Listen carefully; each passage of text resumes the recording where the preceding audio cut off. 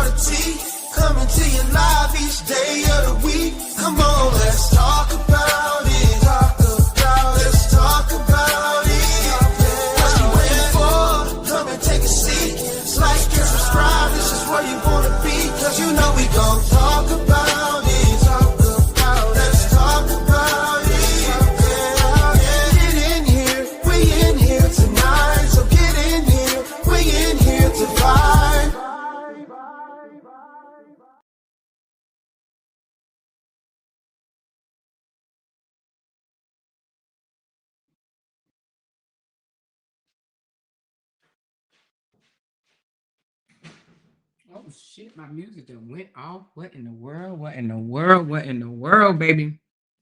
Hey y'all. Let me know if y'all can hear my voice, honey. Let me know if y'all can hear me.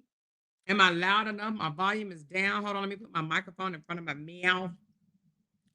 Let me know if y'all can hear me. Y'all know I ain't used my headphones in a minute. Let's see if I can hear myself. Hey y'all. Ooh, I can't hear me. Ooh, Lord. Why you ain't tell me this thing was down? Oh, it ain't even plugged up, is it? It ain't even plugged up. Y'all can hear me? Hello. I can hear myself. Hold on, because my microphone is need to be. There we go.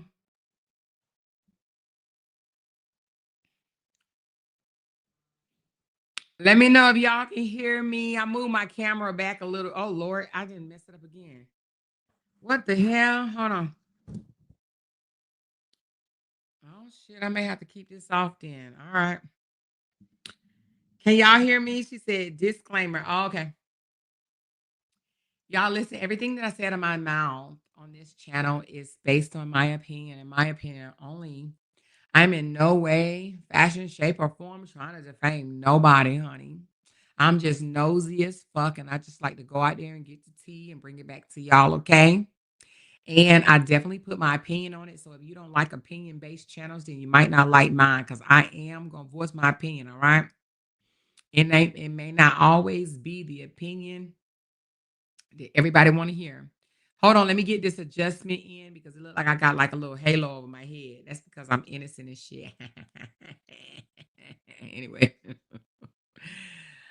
I am glad you guys are here with me tonight. I think I'm gonna take these things off of my ear because it's clashing with me, and I hear myself talking and I sound weird. So anyway, we got something to talk about, y'all. There's a lot going on. I will say there's a lot in this world. But let me say this before we start this live stream. There is a lot going on. I understand. All right. They have the situation that happened in Chicago. Okay. I'm sure a lot of us heard about it, and I may speak on it. Not on this live. Okay. There's social media drama that's been going on with a lot of content creators, those that support me and those that do not support me. Been going back and forth. I get it. There's a lot going on, is what I'm trying to say. Can y'all please don't come in my chat telling me about any of that.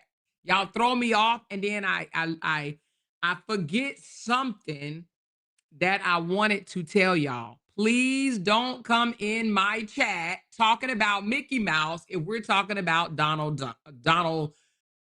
I was going to say Donald Trump, but Donald Duck, okay? Let's stick to whatever the title is. Whatever the title is, that's what we talking about. So tonight, we are talking about Saga 2.0. I see my girl Lampo is calling it Saga 2.0. I call it Saga number 2.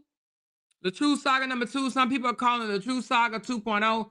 Whatever it is, right now on this live, from now on, when we have a live stream, whatever the live stream is about, that's what we're talking about. Please, and more please. I don't want to hear about Tracy and Bam Bam fighting over spaghetti when we are talking about LaTruth and this person, unless it relates. You know what I'm saying? Unless it relates. So anyway, and when I say relate, I mean like really relate. You know what I mean? Not like the same type story, but they have something to do with this as well. All right. So anyway, and listen, I have my coffee link pinned above. I think I got it pinned above. And I have my super chat goal. If you guys can meet it, it would be great. If not, throw whatever you want. 99 cents. I don't care. Okay, I appreciate everything that you guys do for me. I do from the bottom of my heart. And thank you for the memberships. I do appreciate that as well. Shout out to all my members. Those are the one that's lit up in green. Thank you for being a part of this channel and my family. Y'all make sure y'all share this live. The video is monetized. Thank y'all so very much. Now listen, for you guys that's tuned in right now, unfortunately, because of other stuff that has been going on, I won't be live for 4 days straight. Okay. So tomorrow, Thursday, Friday, Saturday, I will not be live. I may come back on Sunday Now, I may try to drop a video or two, but we're going to have too many people in our house, and I'm not going to be able to go live. But I did tell Candy I may pop in and just say, hey, y'all, what's going on? But it won't be it'll just be on my phone. Where is my phone? Oh, it'll just be from my phone, and I'll probably just, like 10 minutes or so, but it will definitely not be a live stream, okay? So I am going to try to drop maybe a video or two, okay? Because I did go back and look at some things that I'm like, oh, okay, yeah, you know what? I can make a video out of this. So I probably am going to try to make some videos so it won't just be, I don't want to get out the algorithm. I do not want to get out the algorithm, and I don't want to get out the algorithm. So I will drop something. I don't know what. I do know one thing I'll drop, but I don't know what else. But for 4 days, y'all will not hear my mouth. And now let me just say this. It's absolutely definitely not because of the misfits want me off social media. Don't think for one moment that I would do anything based on them jokers, okay? They don't move a goddamn thing over here, okay? But we're gonna have a house full of people, and I was just trying to tell my husband, like, how the hell am I gonna go live? It is no way I am gonna be able to go live with all of those people. And plus, I just want to spend some time with some other people. You understand what I'm saying? So both my daughters coming down, and then my son gonna be there, my grandkids. So yeah, no, hell no. We definitely will not be able to go live from the house. All right. So with that said, let's get into this tea, baby. Have y'all been looking and listening? Well, before we get into the tea, let me just put this up. We're gonna get into the tea, but somebody sent me this, and they said this man just love disrespecting women, right? Let me put this up for y'all. They say he just love disrespecting women every which way he can. And listen, he do. The man love disrespecting women, but y'all cannot say that I didn't tell y'all this almost 3 years ago. Do y'all know we've been talking almost 3 years? Or not really talking almost three, but been dealing with this for almost 3 years. Next month, y'all, October 14th of next month, it will be 3 years since this incident came to the internet. Okay. And when I say the incident, I'm saying we found out a little bit more about LaTruth than we knew before. Almost 3 years ago. Damn. It's like, damn. 3 years? Oh, my goodness. So, anyway. So, let me put up this video for you guys right quick and let y'all see the disrespect that he does to women. Okay. Now, it came out low. So, I'm going to try to put this thing over here, this speaker, so y'all can hear it because it came out pretty low. All right. So, I'm not sure what this lowness is about, but y'all take a listen.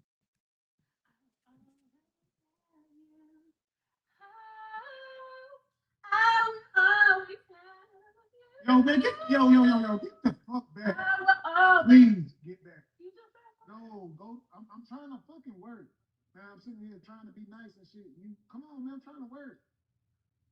You know, fucking way you can't be no single. Man, go ahead. Get the hell on. No, for real.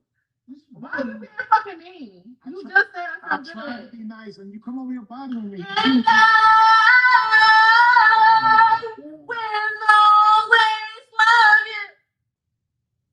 I'm about to go. Now, I know y'all probably like, oh, more is just a skit. It ain't no big deal. It is a skit. But you have to understand, when people do skits, it's normally something they're familiar with or have going on in their lives. You understand what I'm saying? So, and I say this to say that sometimes, even though, did y'all hear it? I don't know if the sound was quite there, but did y'all hear that? So even though it may have been a skit, oh, thank you so much, Yasmin. $50 tip. I appreciate you. She made some loud ass noise up in here. Thank you so much. Yes, girl. One time for the one time. Thank you, baby. Appreciate you.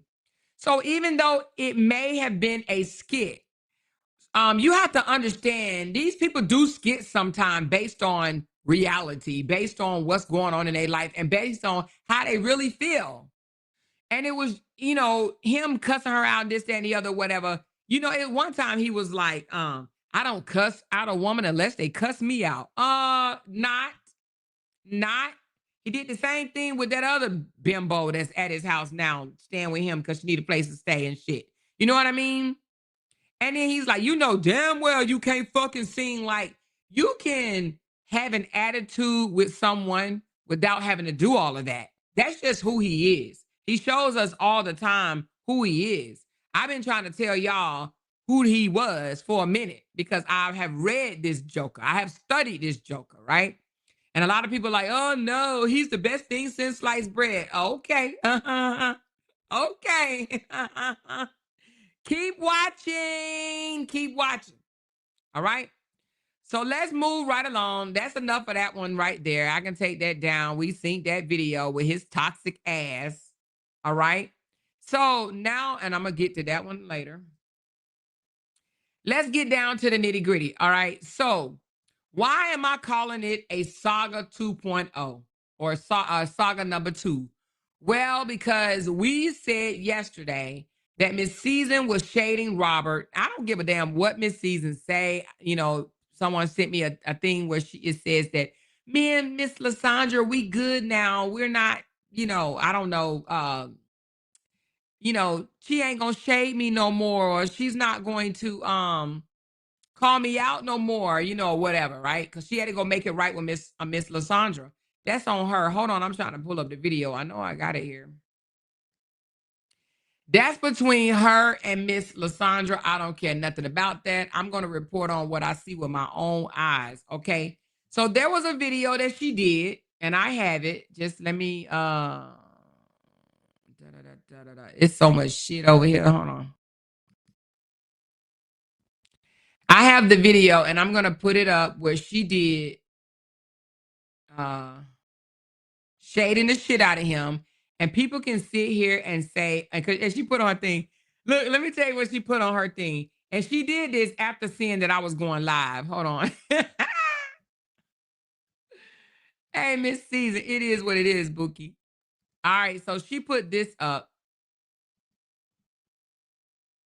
after she saw that I was going live, right? She says, my platform isn't for drama. It's a place for awareness, wisdom, and freedom. Girl, bye. What you mean your platform isn't for drama? So I guess she's saying that, when she was being Sage in the City, that was for drama. So now all of a sudden she wants to be known as the classy woman or whatever, right? But the classy woman is taking shots at Robert, and I'm going to prove it to you guys. I don't give a damn what anybody is saying. Miss Season knows what she's doing. She's just, like I said yesterday, she doesn't want to come out and admit that that's what she's doing because she doesn't have the gall. She does not. She is afraid of what those people are going to say about her. And that's just my opinion, okay? She's afraid of what they're going to say. I know I just had this damn video. Where is it? Hold on, y'all. Let me get this damn video. Not this one. I'm gonna get that one. I'm gonna show y'all that one because but I'm not gonna show y'all that one. God dang it. I know I downloaded this video. Hold on, y'all. I have the video.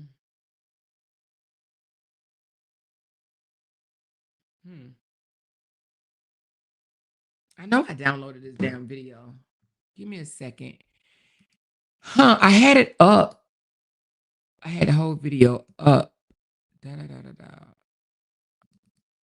That's not it. Anyway, let me just go to her page. I know I downloaded this video, but for some reason I can't see it. So anyway, but she's trying to say, oh, it's not for drama. I don't do that. I'm just speaking from a place of awareness, y'all. Come on. Miss Season talking about she's speaking from a place of awareness. Girl, you are shading Robert. And we know you're shading Robert. And it's okay that you are shading him. But why you got to why you have to lie about it, all right? Why you got to just sit there and pretend that that's not what you're doing? I don't get it. I don't get why she has to fake the funk and be afraid to talk about something that she experienced. She doesn't have to do that, okay? But for some reason, she feels that she has to because she's scared of these vultures. All right, y'all listen up here, right? Listen up at this shade. Well, somebody said it's not shade, it's the whole damn tree. But he's throwing the whole tree at her too, so I guess it's even still, okay? Here we go. Let's take a listen. Someone asked me in the comments, how does someone even gaslight an adult? And that's a fair question because most people think that abuse has to be loud, obvious, or physical. But here's the truth. It's not always the big blow that breaks you. Sometimes it's the little cuts day after day that leave the deepest scars. This is what I call the paper cut effect. Emotional abusers rarely go for a knockout punch. They chip away at you with tiny cuts. And here's the thing, we've all had a paper cut before. One cut by itself, it's small, but it still stings. Now imagine getting one of those every single day. Tiny, sharp, right where it already hurts. Gaslighting is one of those cuts. They deny you your reality, make you question your memory, twist your words until you're the one left wondering if you're overreacting. Then come the subtle insults. They play them off as jokes, the shady posts, the public embarrassment, the little humiliations that are just sharp enough to hurt you, but not loud enough for anyone else to call it out with you. Over time, those little slits pile up until one day you're bleeding all at once. You're exhausted, drained, and wondering how did you even get there? And Proverbs 4:23 reminds us, above all else, guard our hearts, for everything we do flows from it. That means we can't keep letting people slice us open with tiny cuts day after day and call it love. Guarding your heart means stopping the bleed before it costs you your peace. And the cruel part, the person who's doing the cutting will often act shocked when you finally say enough is enough and you stop the bleeding for them. Healing starts when you stop tolerating the small cuts. Stop normalizing subtle disrespect. Protect your peace before you're bled dry emotionally. You deserve a love that doesn't slice you open one paper cut at a time. You deserve to heal. One cut stings, but 1,000 will drain you. Guard your heart. And if you felt the words that I'm saying, please drop some scissors in the comments and let's talk about it. Okay, let's go back to what she did, this subtle laugh. Hold on, y'all. Hurts. Gaslighting is one of those cuts. Little humiliations that are just sharp enough to hurt you, but not loud enough for anyone else to call it out with you. Over time, those little slits pile up until one day you're bleeding all at once. You're exhausted, drained, and wondering how did you even get there? And Proverbs 4:23 reminds us, above all else, guard our hearts, for everything we do flows from it. That means we can't keep letting people slice us open with tiny cuts day after day and call it love. Guarding your heart means stopping the bleed before it costs you your peace. And the cruel part, the person who's doing the cutting will often act shocked when you finally say enough is enough and you stop the bleeding for them. Healing starts when you stop tolerating the small cuts. Stop normalizing subtle disrespect. Protect your peace before you're bled dry emotionally. You deserve a love that doesn't slice you open one paper cut at a time. You deserve to heal. One cut stings, but 1,000 will drain you. Guard your heart. And if you felt the words that I'm saying, do with tiny cuts. And here's the thing. Hold on. Every single day, one of those cuts. These make you question your memory. I want to get to the part. Oh, well, the question of memory. We heard that shit before, right? The question of memory. Didn't Briana say that she went and got the lie detector test to see did it really happen to her, right? Right? Did it really happen? Like, damn, did it happen to me? Because every time I say something happened to me, he tried to mind F me and say, no, that didn't happen. It wasn't, that's not true. You're lying. You're making that up, right? She said, she had to question her reality. But I want y'all to hear the part where she says, she talks about the posting videos and embarrassment, and then she's going to give this subtle laugh. Hold on. Let's see where that's at. One else to call it out but you. Over time, those little slits pile up until one day you're bleeding all at once. Hold on. The little humiliations that are just sharp enough to hurt you, but not loud enough for anyone else to call it out but you. Over time, those little slits pile up until one day you're bleeding. Hold on. Like embarrassment. Oh, the embarrassment. She gonna do this little laugh after she said the embarrassment because she definitely was embarrassed. Just to work. One left wondering if you're overreacting. Listen. Then come the subtle insults. The subtle insults. Listen. Play them off as jokes, the shady posts. The shady post. Listen, the shady post. Listen. They play them off as jokes, the shady posts, the public embarrassment. She said to her, listen, the public embarrassment. The shady post, the public embarrassment.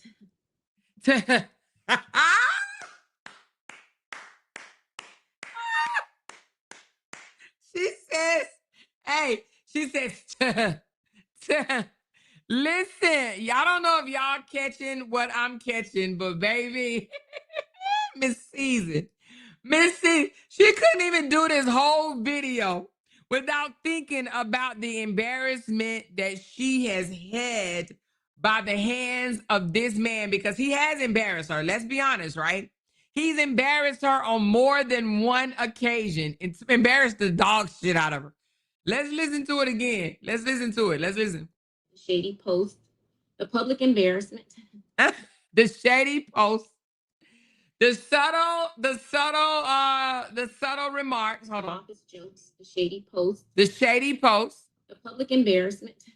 The little humiliations that are just sharp enough. The humiliation. So anyway, y'all, listen, Linda. She's embarrassed. She's embarrassed, and she is speaking about that, okay? They play them office jokes, the shady post, the public embarrassment, the little humiliations. Anyway, hey, Miss Season is basically, now, let me just say this. She claims she's just not talking about one person. She says this is in general. This is not about just one person. You know, this is for anybody's awareness. I believe that. I believe that she is trying to teach people the same thing that Bree tried. Yes. Hold on. Lampo said her frustration is showing. You are right. That's exactly what this means. Let's put it back up. This is her frustration is showing. You are absolutely correct. Listen. Embarrassment.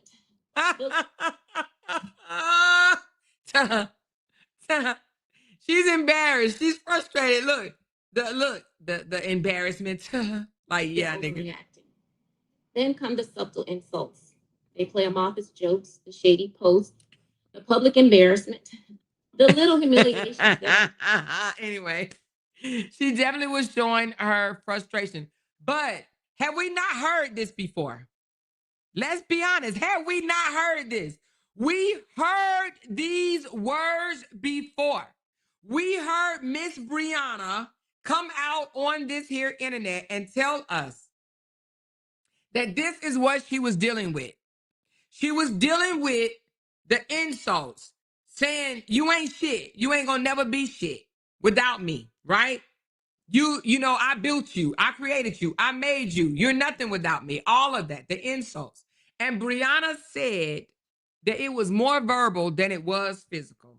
She always said he never beat me down, beat me blue and black, but he drug. We ain't even got to go there. We ain't even got to go there because you're gonna have a multitude of bums that's gonna come out and be like, no, you never showed the proof. And honey, we done showed the proof plenty of times over here. Okay. Nevertheless, listen. Briana done left this alone. Briana gone and living her best life. And now the very woman that led a smear campaign against, I'm gonna say help lead, because I do believe that her ex-husband had something to do with it, but she helped lead a smear campaign against his ex-wife that only tried to come out and speak her truth. She tried to come out and tell people it wasn't always physical, but it was the mental thing. It was the emotional. It was the verbal. It was the yelling at. It was the put downs. It was the belittling. Briana said these things. And she also said it was the mind fucking, that this man would have her questioning her own reality, her own truth. Like, did that just happen? Because he knows how to spin things and he knows how to twist things. He would have you thinking that you're the bad person. He would have you blaming yourself and apologizing when it's not even your fault. That's what manipulators and gaslighters do. That is a part of the narcissistic behaviors. They will have you saying, well, damn, I just went to him, right? And went to him about something that I had a problem with him. And he didn't flip that whole thing back on me. Now I'm up here apologizing to him over something that I had an issue with him about. I had an issue with you. I came to you with an issue, and now you just spun that thing, and now you got me saying, damn, I'm a badass person. Damn, I'm a horrible person to you, right? Because they make you feel small. They make you feel that what they just did to you or said to you is minute to what you have done to them. Because if they've hurt you, you done hurt them 10 times greater. Okay? What you've done to them is much larger. How you made them feel is worse. That's what they do. They minimize your feelings, your thoughts, and they overpower it with their feelings because it's about them. They're self-centered individuals. It's about them. It's not about you. Damn how you feel, right? They minimize you, and that's what she's saying. And then I can't, for the life of me, I got to play this one over. This lady came out here and said, abuse is more than just physical. What? Huh? Because when Briana was out here talking about there's more ways than abuse, when I was on my panel talking about there's more types of abuse, I was being called all type of names, child. Names. I was being called all type of names. But she says this is her passion. Bullshit, Valencia. This is not your passion. Because if it was your passion, when I was saying these things, you would have been agreeing with me instead of over there with your flunky ass friends that don't like you and gonna keep your ass in check, right? Now you over there you were over there with them speaking against this shit. But now all of a sudden it's her passion to tell people that abuse comes in multiple forms. Y'all listen to her talk about how abuse chips away at you, the mental and emotional. Let's go back to it. Fair question. Because most people think that abuse has to be loud, obvious, or physical. But most people, what you say? Most people think that abuse has to be loud or physical. Did y'all hear that? Let me tell you something. We had 2 Buffalo Wells on my panel saying that calling your wife a bitch 13 times in one argument was not abuse. Do y'all remember that? Raise your hand if you remember that. Raise your hand if you remember that time I had them 2 Wells sisters on my panel and they said a man calling a woman a bitch was not abuse. They said that to me and I was taken aback. Like, what? Do y'all remember that? Do y'all remember that? Absolutely. They were on my panel saying, that's just how men and women talk to each other these days. One of them said that it was a word of endearment. What? That's just a word of endearment. That's just what these men these days do. They just call you a bitch, but it's not like they don't like really mean that you a bitch. Like it ain't like no harm in it. Huh? They normalized it. You're absolutely correct. They normalized it. They normalized being called a bitch. They said Robert calling her a bitch 13 times in a car was not abuse. They said that. They said that shit was not abuse, honey. Now you got Miss Sage Season that was dating him, right? Before the divorce was even final. Now all of a sudden, where she mocked Briana once before, now she's coming out here repeating the same shit that Briana once spoke about on her own panel out of her own mouth. They ran Briana down because of this. They dragged her to pieces because she wanted to speak on her own experience with that man. They made Briana feel like she was wrong because he married her with 3 kids. She was supposed to just accept anything this man did to her because he married her with 3 kids. Briana dodged a bullet, and I'm glad she did because that bullet could have destroyed her. He tried. Oh, he tried. But I'm so glad she got the fuck out. Briana got the fuck out. Yep. She got drugged all the way and still getting drugged now. But the drag now is different. Honey, them motherfuckers over there for some coins. They saying what they saying for some coins. They ain't affecting her. Briana don't give no fucks what they saying. Trust. They just doing right now because they got to keep that light bill on. They got to keep the lights on. They got to keep the water running. Somebody sent me a clip the other day. Matter of fact, who was it so I can get it? They sent me a clip.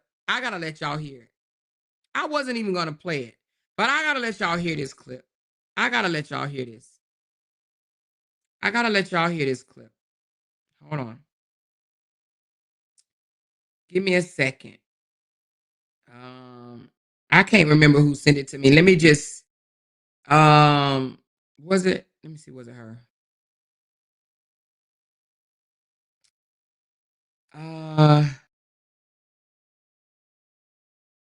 Let me see, was it her?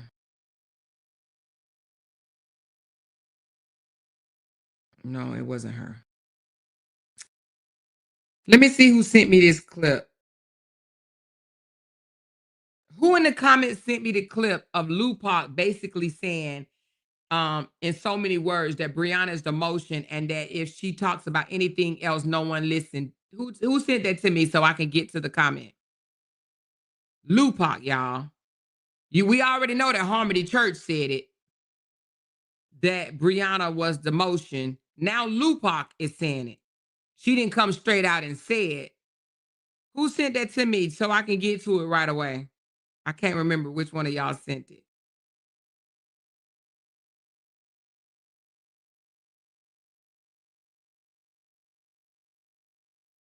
She said Amber said it too. But no, I got it on recording of LOUDTalkerz saying it. Who sent it to me? She said, I never heard it. Oh, well, you about to hear it. You about to hear it. Let me see. Did I save it? I don't think I saved it. Oh, yeah, I did save it. I saved it. Okay, listen. I saved it, y'all. The person that sent it to me, I saved it. I didn't even know I saved it. Listen, y'all. Listen to this. Let me just say, somebody had put this in my comments the other day too, right? So if it was up to us at CC, can y'all hear that? We would move on. We would move on, y'all. But as this is a business, we have to go where the numbers go. Our channels, for the most part, most of us was built around this saga. So we watching our back off. When we do other videos on other topics, y'all don't watch it. We have a few that watches it, but for the most part, it don't be given. So, it's easy to say, oh, the story's dried up and, Bree's dried up or she don't have no content, this and that, but that's what the people want to hear. I know y'all have heard multiple creators say that before. We literally have to go where the numbers go. That's why we still blog on this saga, because our channel was built around the LaTruth saga, unfortunately. So that's why I also said I'm going to soon be creating a. Let me just say. Okay.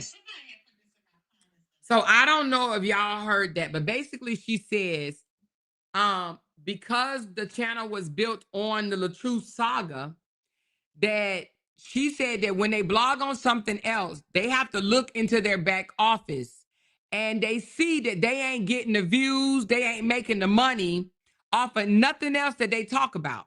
Nothing else that they speak about. People don't want to hear it. They're not making no money. So she said, we got to go where the numbers go.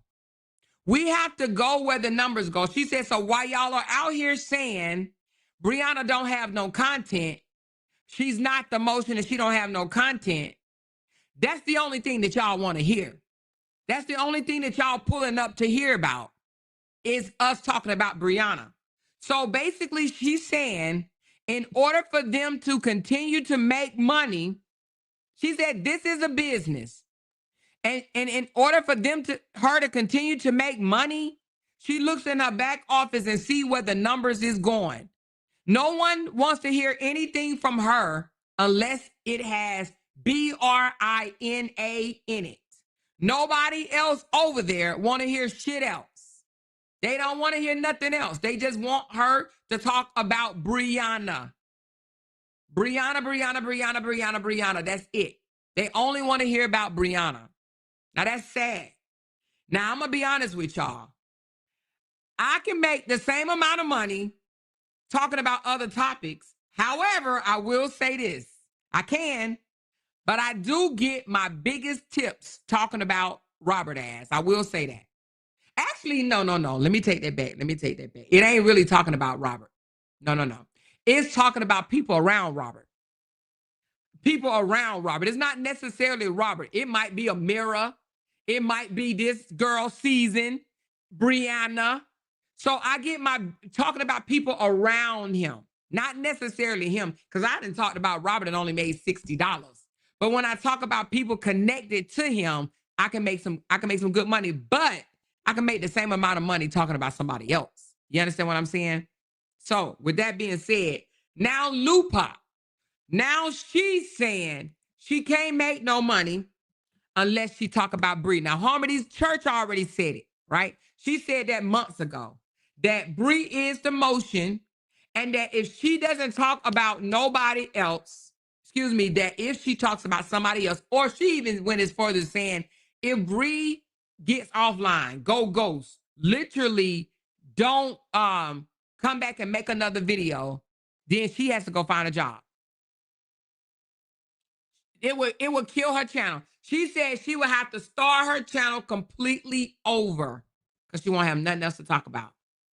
She literally basically will be out of a blogger's job if Briana if Briana chooses another path and stop being a content creator.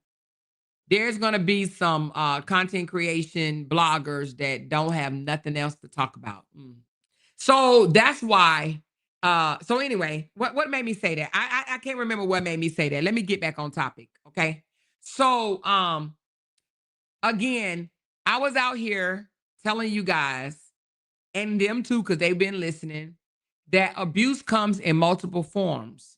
When Briana came out and spoke about her abuse, she initially said it was more mental than physical. Matter of fact, she said, I'm not just talking about physical. It was more mental than physical. Okay? Because I'm sure he convinced her that snatching her by the neck, grabbing her feet out of the bed, and doing shit like that, pushing her down on the bed and stuff wasn't abuse. I'm sure he's told her, because we heard our own ears him saying, if they didn't leave a mark, then they wasn't trying to hurt you. If they didn't leave a mark, it wasn't trying to hurt you. But if you got somebody running through the house because they scared of what you're going to do, okay? And if you got somebody kicking you and your kids out and you got to go stay at a motel or a hotel or whatever because you don't know what they're going to do, okay? Or whatever, then that could be abuse. If you got somebody saying they're going to punch you in your mouth and bust out your teeth, that's abuse. And we heard our own ears him say, keep talking. I'm going to snatch off that motherfucking wig off your head. I'm going to snatch that wig off your head, right? I'm going to bust you in your mouth. I'm going to torment you. We heard this man say this. And what they don't want to... And you know what? Let me tell you something. This little girl right here, this lady right here, in the next couple of her damn slow talking episodes, she's going to say making threats is considered physical abuse. Why is she going to say that? Because it's true. Because it's true. If you are living in a home right now where your man is making threats to you, saying, I'm going to do this to you, I'm going to do that to you, I'm going to do that to you, it is considered physical abuse. It falls up under abuse, but it falls up under physical abuse. Making threats is physical abuse. That's your mouth. So a lot of people think you got to be punched for it to be physical abuse. No, ma'am. Go on if you don't believe me, please don't take my word. Matter of fact, it's under the domestic violence, and I showed it to you guys a few times, domestic violence hotline, right? Not hotline, but page. Under the domestic violence national page, right? The national domestic violence page. Let's get to it. Let's get to what they say about physical abuse, right? Let's go up on the learn about abuse. Let's go to the different forms of abuse. Understanding relationship abuse, power and control, will, why people abuse. I'm looking for, okay, let's go up on the warning signs. I want to go up under the different, okay, types of abuse right here, right? Types of abuse, physical abuse. Let me read it right quick for those all the way in the back. Physical abuse. It is, hold on. Pulling of the hair or punch, slap, kick, bite, choke, or smother you, forbid or prevent you from eating or sleeping, use weapon against you, including firearms, knives, bats, or mace, prevent you from contacting emergency services, including medical attention or law enforcement, harm against your children or your pets, drive reckless or dangerously with you in the car or abandon you in an unfamiliar place, which he threatened to do. He said, I'm going to leave you on this highway. Force you to use drugs or alcohol, especially if he have a history of substance abuse, or especially if you have a history. Okay, trapping you in your home or preventing you from leaving, throwing objects at you, preventing you from taking prescription medication, or denying you access. Now, hold on. I know I seen making threats. Hold on. Let me see. Hold on. Give me a second, because I know I seen making threats was physical abuse. Let me see. It was up under physical. It says physical abuse is one of the most easily identified types of abuse. It involves the use of physical, right here. Physical abuse is one of the most easily identified types of abuse. It involves the use of physical violence or threats of it to maintain power over an individual. Do y'all see that? Physical abuse is one of the most easily identified types of abuse. It involves the use of physical violence or threats of it to maintain power over an individual. So even if a guy make a threat of physically abusing you, it is physical abuse.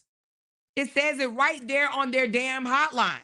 This is the damn National Domestic Violence Hotline. Threats is abuse.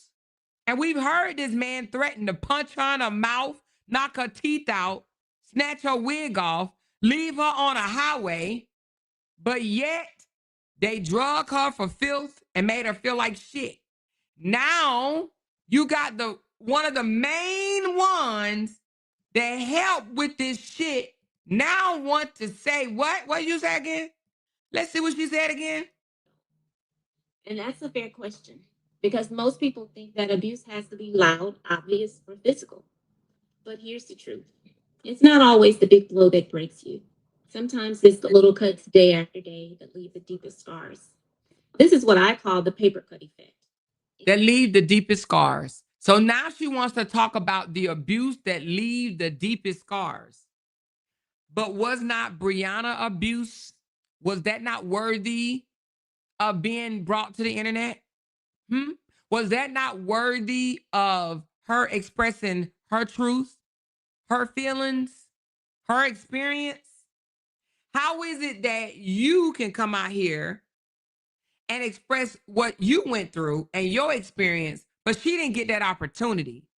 Why? Because you're older than she is? Because you didn't endure it as long as she did? Because you don't have no baby? Huh? Why? Why is it that she can do it and talk about, physical is not just the ones that leave the deepest scars, right? Now she wants to talk about the paper cut abuse. Let's talk about the paper cut abuse. She said the paper cuts that cut at you little by little, that sting the most. Because paper cuts, if you've had a paper cut, raise your hand if you've had a paper cut. Them paper cuts ain't no joke. Them paper cuts hurt. Them paper cuts, you be like, God, you be looking for it. The paper cuts will have you looking like, what? Them paper cuts hurt and you trying to figure out why, right? Now she wants to come out here and play some type of guru about abuse, about narcissism, about manipulation, about gaslighting. Now she wants to come out here, and I'm not saying she can't, because I actually believe that a lot more people should speak about this, because it is a thing. It is a thing, and a lot of women get caught up in this. Now, I'm not saying that a man can't be abused mentally, emotionally, physically, financially, spiritually. I'm not saying that, because it does happen.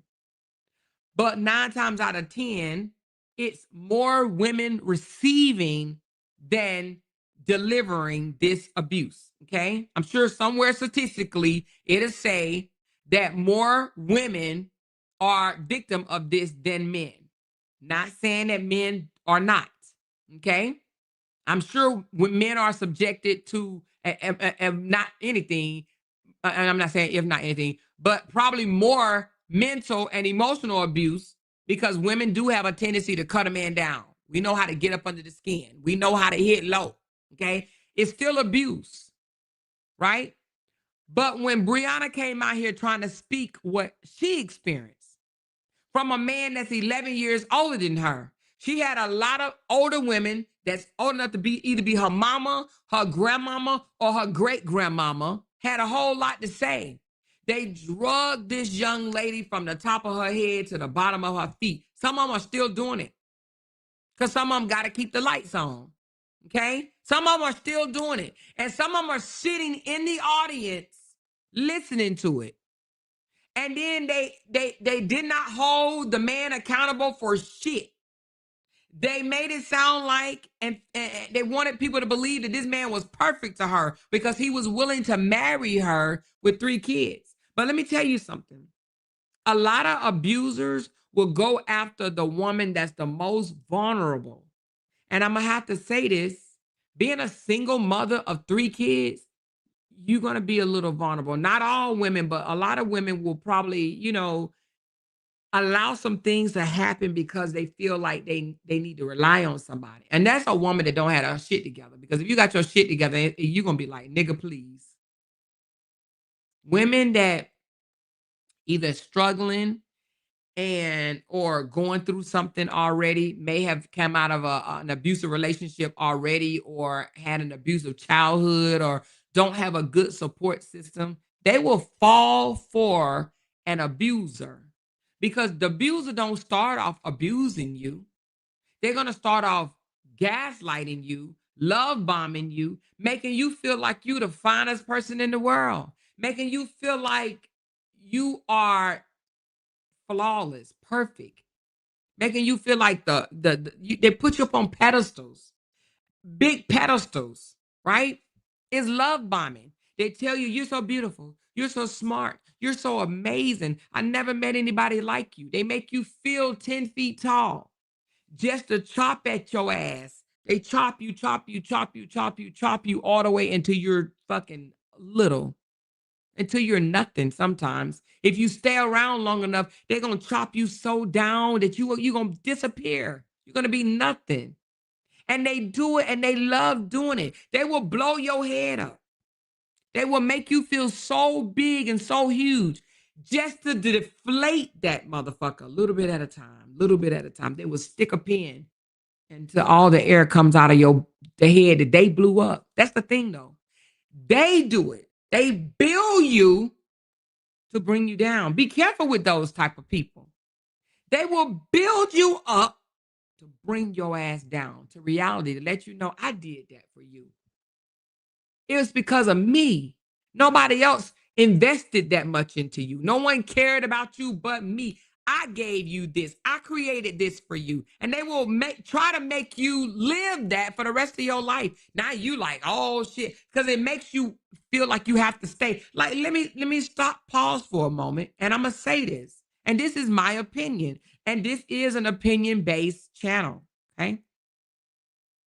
That young lady, that Amira lady that's staying with him right now, I heard out my own ears that she said a couple of months ago or so. First, she said 3 weeks. If you go listen to the video, she said 3 weeks. And then she went back and said, no, it's been a little bit more than 3 weeks. She's been displaced. Okay. She didn't have some issues that happened to her. Now I know what it is, and she knows I know what it is, right? She needs him. He's going to be there for her. Y'all have to listen to this. You have to catch the play. And, to be honest with you, my heart goes out to her because she looks at it as a nice gesture. Oh, he's allowing me to stay here. He's allowing my daughter to stay here. This has to be a really nice person, a nice man.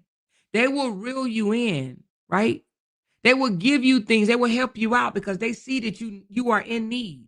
But trust and believe, they will make you remember that shit for the rest of your life. You will remember that for the rest of your life. Why? Because they're going to make you remember it. They're going to bring it up to you.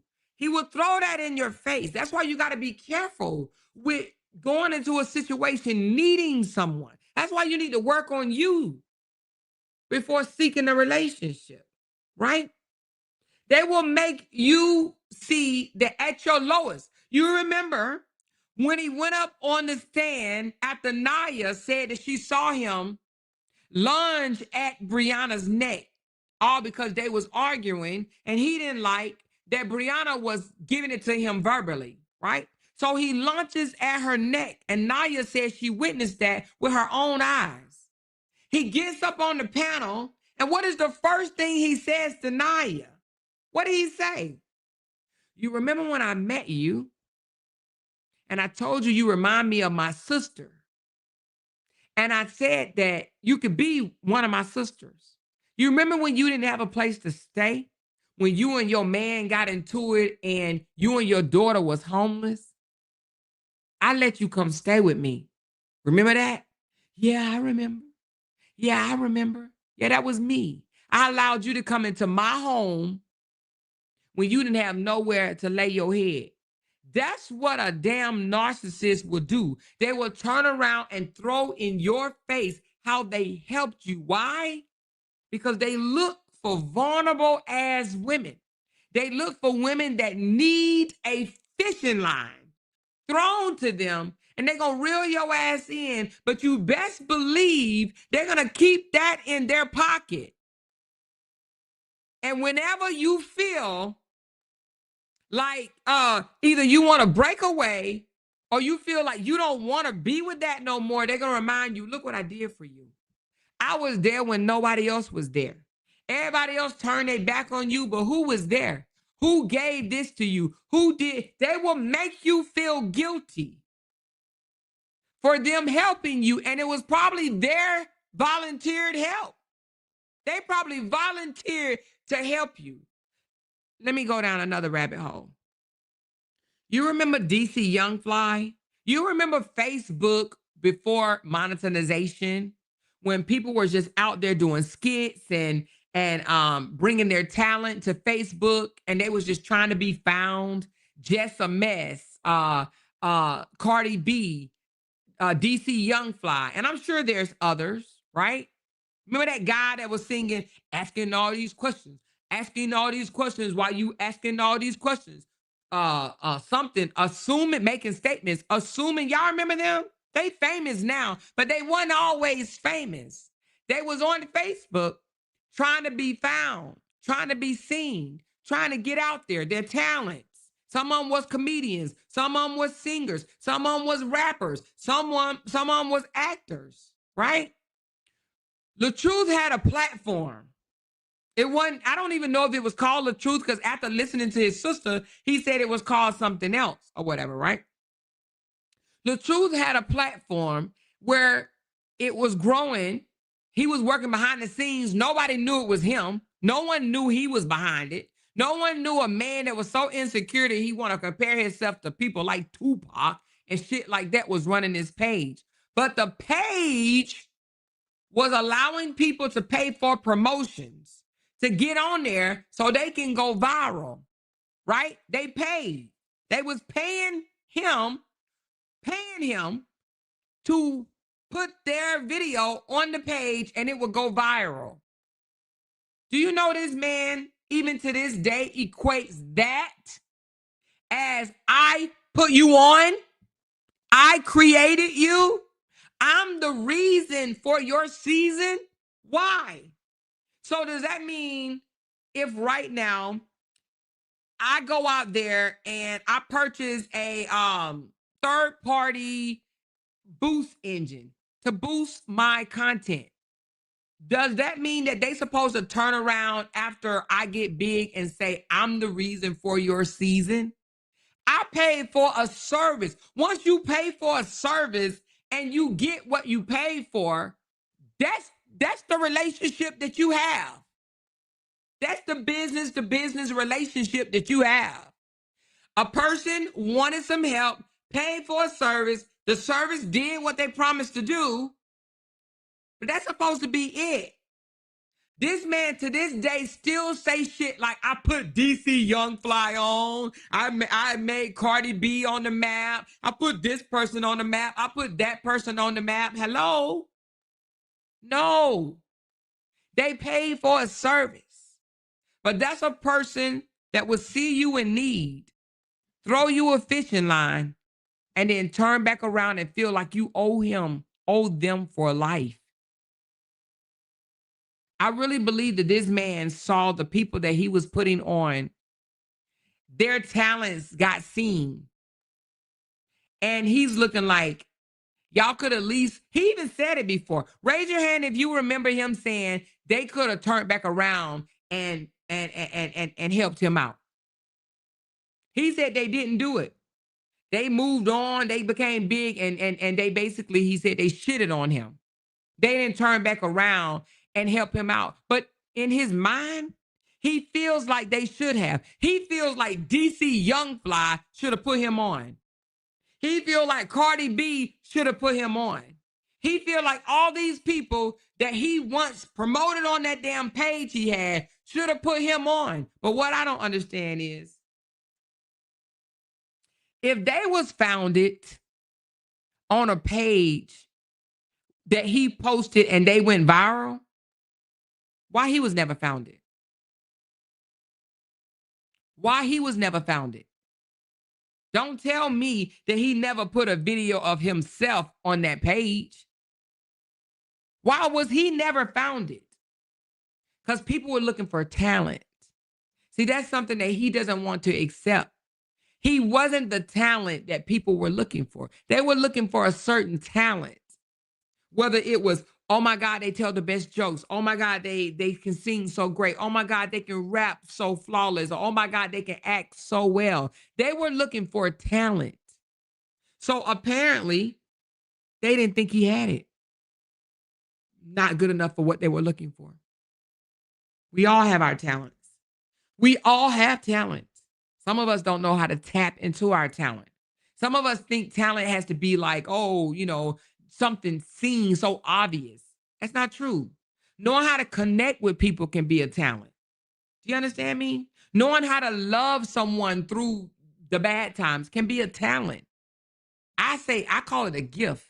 Instead of a talent, I call what I have a gift. I have a gift of connection. I have a gift of influence. Some of us have gifts.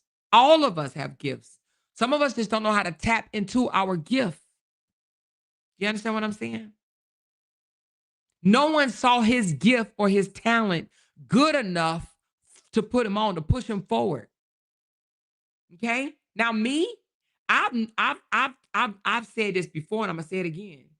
I see him as a behind the scenes type person. But a narcissist don't know how to stay behind the scene. They don't want to be behind the scene. A narcissist are so self-absorbed that they have to be out in the front. And that's how narcissists can fuck themselves up sometimes. I'm not saying all narcissists need to be behind the scene, but some narcissists need to be behind the scene. I've said this multiple times. I feel like he would do better behind the scenes. 1, he's a cornball. 2, he's a liar. And 3, the man really tries too goddamn hard with his acting, with his singing, with his just talking and interacting on his face. He tries too hard to where you see it's supposed to flow naturally. It's not natural for him. He's not naturally funny. He can't naturally sing. I ain't gonna say he can't naturally rap. I don't particularly like his rap, but I'm not a particular rap girl. You know what I mean? So I can't really judge that. So it's almost like he tries, but you can see trying so hard, you know? So anyway, I said this before, I think that he would be better behind the scenes. He don't want to be behind the scenes. First of all, he grew up as an insecure person. He came to this internet as an insecure man. And since he's lost weight, he didn't gain some confidence from some fucking way. I'm assuming it's because, you know, when you can't see your... Anyway, I believe now that he can see it because he lost his belly and his... I believe that he thinks like, oh, well, now I'm the shiznets. But his number says different. If you look at his numbers, even in the new page that he created, it got like 40 or 50,000 people on it. He gets low views because why? People don't find him funny all the time. He may crack a joke here or there that's funny, but people don't find him amusing. They know he lies. He called himself the real father game. They see he has not shit to do with his 17-year-old daughter. He just made a comment the other day saying he don't even care if his 17-year-old daughter hates him. What real father would say something like that? He says, I don't give a damn if what you're saying is true. I don't give a damn anyway. Right? I think he said, I don't give a fuck. So he said, I don't give a fuck if my 17-year-old hate me. That's not a real father game. So he told that lie. He sold that to the internet and they see that that shit is not true, right? He favoritism his children, the siblings against each other. Who does that? Who comes out here and flaunt a child, act like they're the best thing since sliced bread in front of your other child that you don't have a motherfucking thing to do with her? Who does that? Only a narcissist, a liar, a man that wants people to believe one thing, but he shows something different. That man doesn't pay child support, and we see that he wasn't even paying child support for the now 6-year-old. The courts made him have to do it, or his ass gonna go to jail. I'm sure he's kicking and screaming doing that shit. You understand what I'm saying? So anyway, I'm only saying this to say, we brought all this out before. This is not our first rodeo. This is not our first time that we've said this man is abusive. It may not be totally physical, but I believe that he did physically abuse women, right? But mentally, emotionally, and verbally, we've seen it with our own eyes. We've heard it with our own ears. This man treats women like shit. And it may not be initially. You may get a good 90, maybe even 180 days from him. Maybe. And then he's going to start chipping away. His kindness is going to turn ugly. She witnessed this. This lady right here, she's too afraid to come out and just put a name on it because she doesn't want what she partaked in to happen to her. She knows the evilness. She knows they're in the groups talking about her. She knows this. Why? Because she was a part of those groups. She was in the groups. She was leading it. She created a page and she promoted and host all the insults and things that they were doing on Briana. It made them want to do it more and more.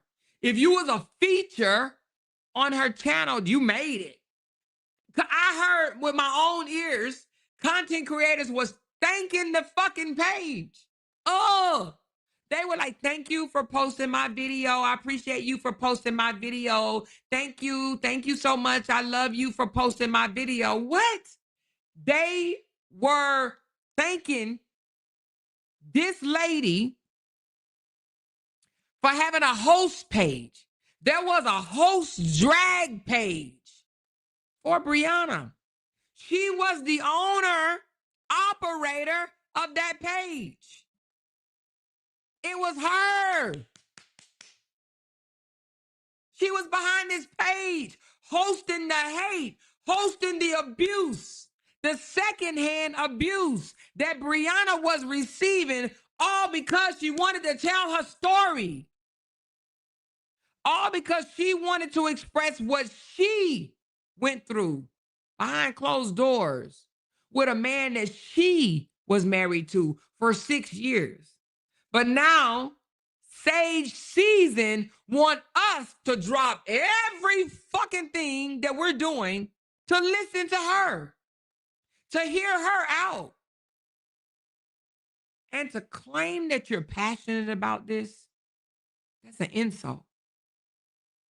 There's no fucking way you could be passionate about relationships, someone being manipulated, gaslighted, abused, treated awful in a relationship when you sat there and saw Briana, I kind of don't even want to say it because I am going to say it. Briana talked about wanted to end her life in front of the whole world. And she was mocked. She was laughed at. All her tears and crying and stuff was put on thumbnails. Yeah, we doing it to her now only because she did it to Briana. Only because she did it to Briana. Only because she did it to Briana. And if you say, well, Amore, you put Amira crying on the thumbnail. Yeah, because Amira hands ain't clean. When I saw Amira in the comments of them dragging Bree, I knew her ass wasn't clean. I knew she was just as snakish and just as dirty. And y'all may not see it yet because of her little quiet tone voice and her little giggles. But she can't get over on me. I see straight through that motherfucker. Okay? Because if she wasn't a nasty person, there's no way she would have went over there listening to that bullshit, hoping or wanting to watch a woman getting her child removed from her, because that's what they thought. They thought that Briana was going to court and they thought that Robert was going to receive custody. Her little narrow motherfucking flat booty ass was in the comments. She was cheering that shit on. So fuck her in that order. Now let's get back to season. Let's get back to season. Because we ain't on saga number 3 yet, okay? That's coming, or she might be saga number 2.5. Who knows? But right now, we're just on saga number 2. Saga number 2 is Miss Season, okay? Okay? All right. Now, again, now Miss Season wants to come out here and say, it's been my passion. I've talked about abuse and manipulation and gaslighting for years. Bullshit. Bullshit. We watch you drag Briana, host, have your page as a host page of people dragging Briana. We watched you do that for more than a year. Yeah, we did. And I believe the only reason why she stopped because she got exposed. That's the only, even after she got exposed, she still did it, but not as much. She stopped because she felt like the fucking fool that she played. She felt like, I'm doing all this dragging. This nigga ain't gave me a title yet. You did all that for what? For him to turn around and shit on you, embarrass you, tell people that y'all was never in a relationship. This man is straight clowning her ass right now. Let me tell you what I mean. And then let's listen to her say one more time, and then we're going to go to his page, and let me tell you how he's clowning her. Let's listen to what she got to say one more time. And that's a fair question, because most people think that abuse has to be loud, obvious, or physical. But here's the truth. It's not always the big blow that breaks you. Sometimes it's the little cuts day after day that leave the deepest scars. This is what I call the paper cut effect. Emotional abusers rarely go for a knockout punch. They chip away at you with tiny cuts. And here's the thing. We've all had a paper cut before. One cut by itself, it's small, but it still stings. Now imagine getting one of those every single day. Tiny, sharp, right where it already hurts. Gaslighting is one of those cuts. They deny you your reality, make you question your memory, twist your words until How the fucking dare? How the fucking dare can she come out here and say the exact same thing that Briana has said? How? How can she come out here now and say they will deny you your reality? Briana came out here sitting down. I can't remember if she was on the floor or was she in a chair, but I remember her having on pink, okay? And I remember her saying she was crying and she had like a whole lot of people watching her that day. I want to say like 10,000 people was watching her. And she was saying, this man would have me questioning myself. She was like, this man would have me thinking one thing, but all along doing something else. Y'all remember that one? She said she was sitting on the floor. Okay, I wish I still had that video, but I don't know what that video is. If anybody know what that video is, you can tell me. And I will play that video because she was crying and she was saying, this man don't give a fuck about me. This man is doing one thing on the internet, But then behind closed doors, he telling me we gonna work it out. We gonna get back together. We gonna make this thing work. But then he coming out here to the internet and he's saying something else. This man mind fucked me. Y'all remember that? She was saying that she was being mind fucked. He was playing games with her. He was saying one thing out of his mouth and he was doing another out in the public. She was crying. Y'all remember that? Yeah. Now Valencia wants to come out here and say some of the same things. They will have you question your reality. She even said it. I went and got this x-ray done on my finger or whatever. I went to the hospital and then I went and got a lie detector test just to see, did this really happen? Because this man said he did nothing to me. This man trying to say I broke my own finger and I know I didn't. This man trying to make believe like he always try to make believe like what I say happened. He tried to say it didn't happen. Briana didn't know what was going on at the time. She didn't know. But that's what manipulators, gaslighters, and narcissists do. They will have you thinking that you in the wrong. I'm telling you. They will have you questioning. You just heard her say they will have you, and I'm sure she chat GPT this, and it's okay, right? She's reading from a script, which is fine. You know, I just don't think reading roast from a script is cool. I think that shit is corny as fuck. But she's reading from a script. Where it already hurts.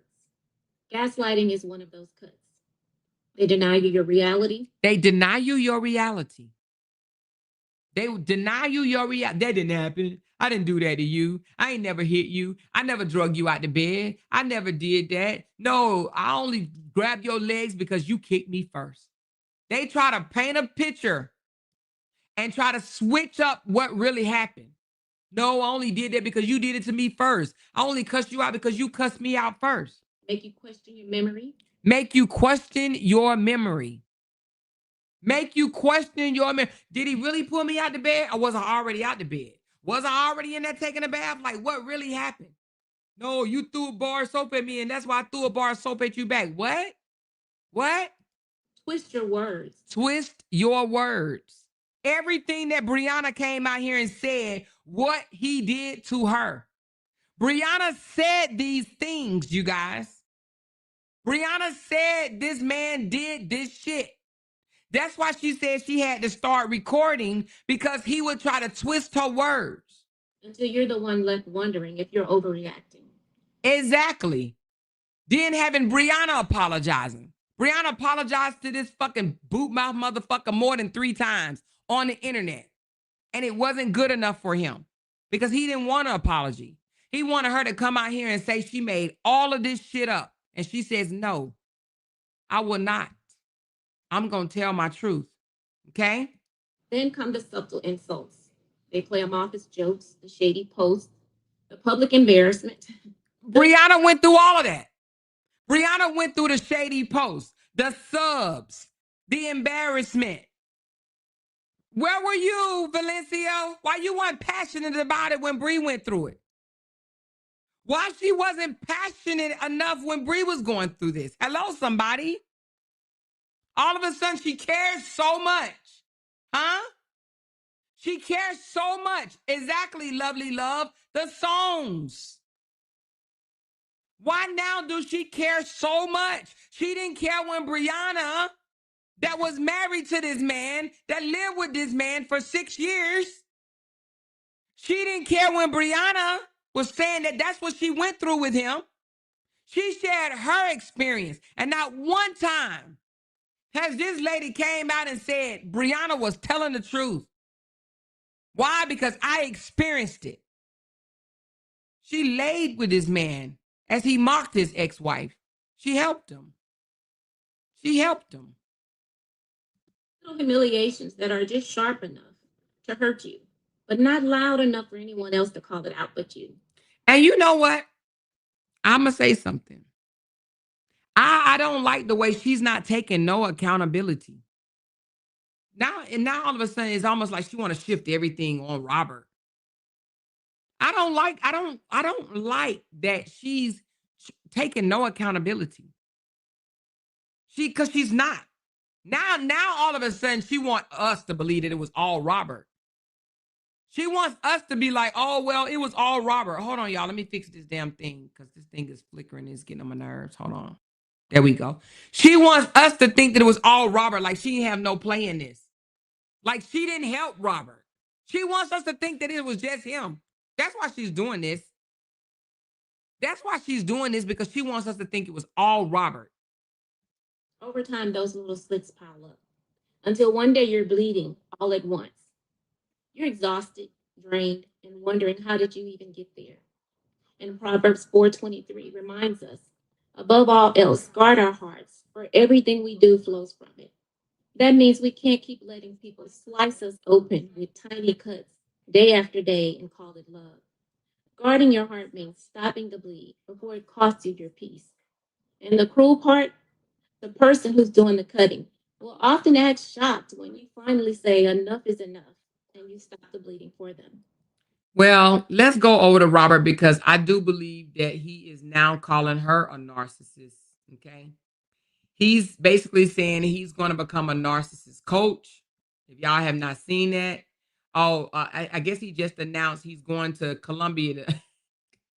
He got money for Colombia, but he can't pay child support. Make it make sense. Okay, whatever. All right. Hold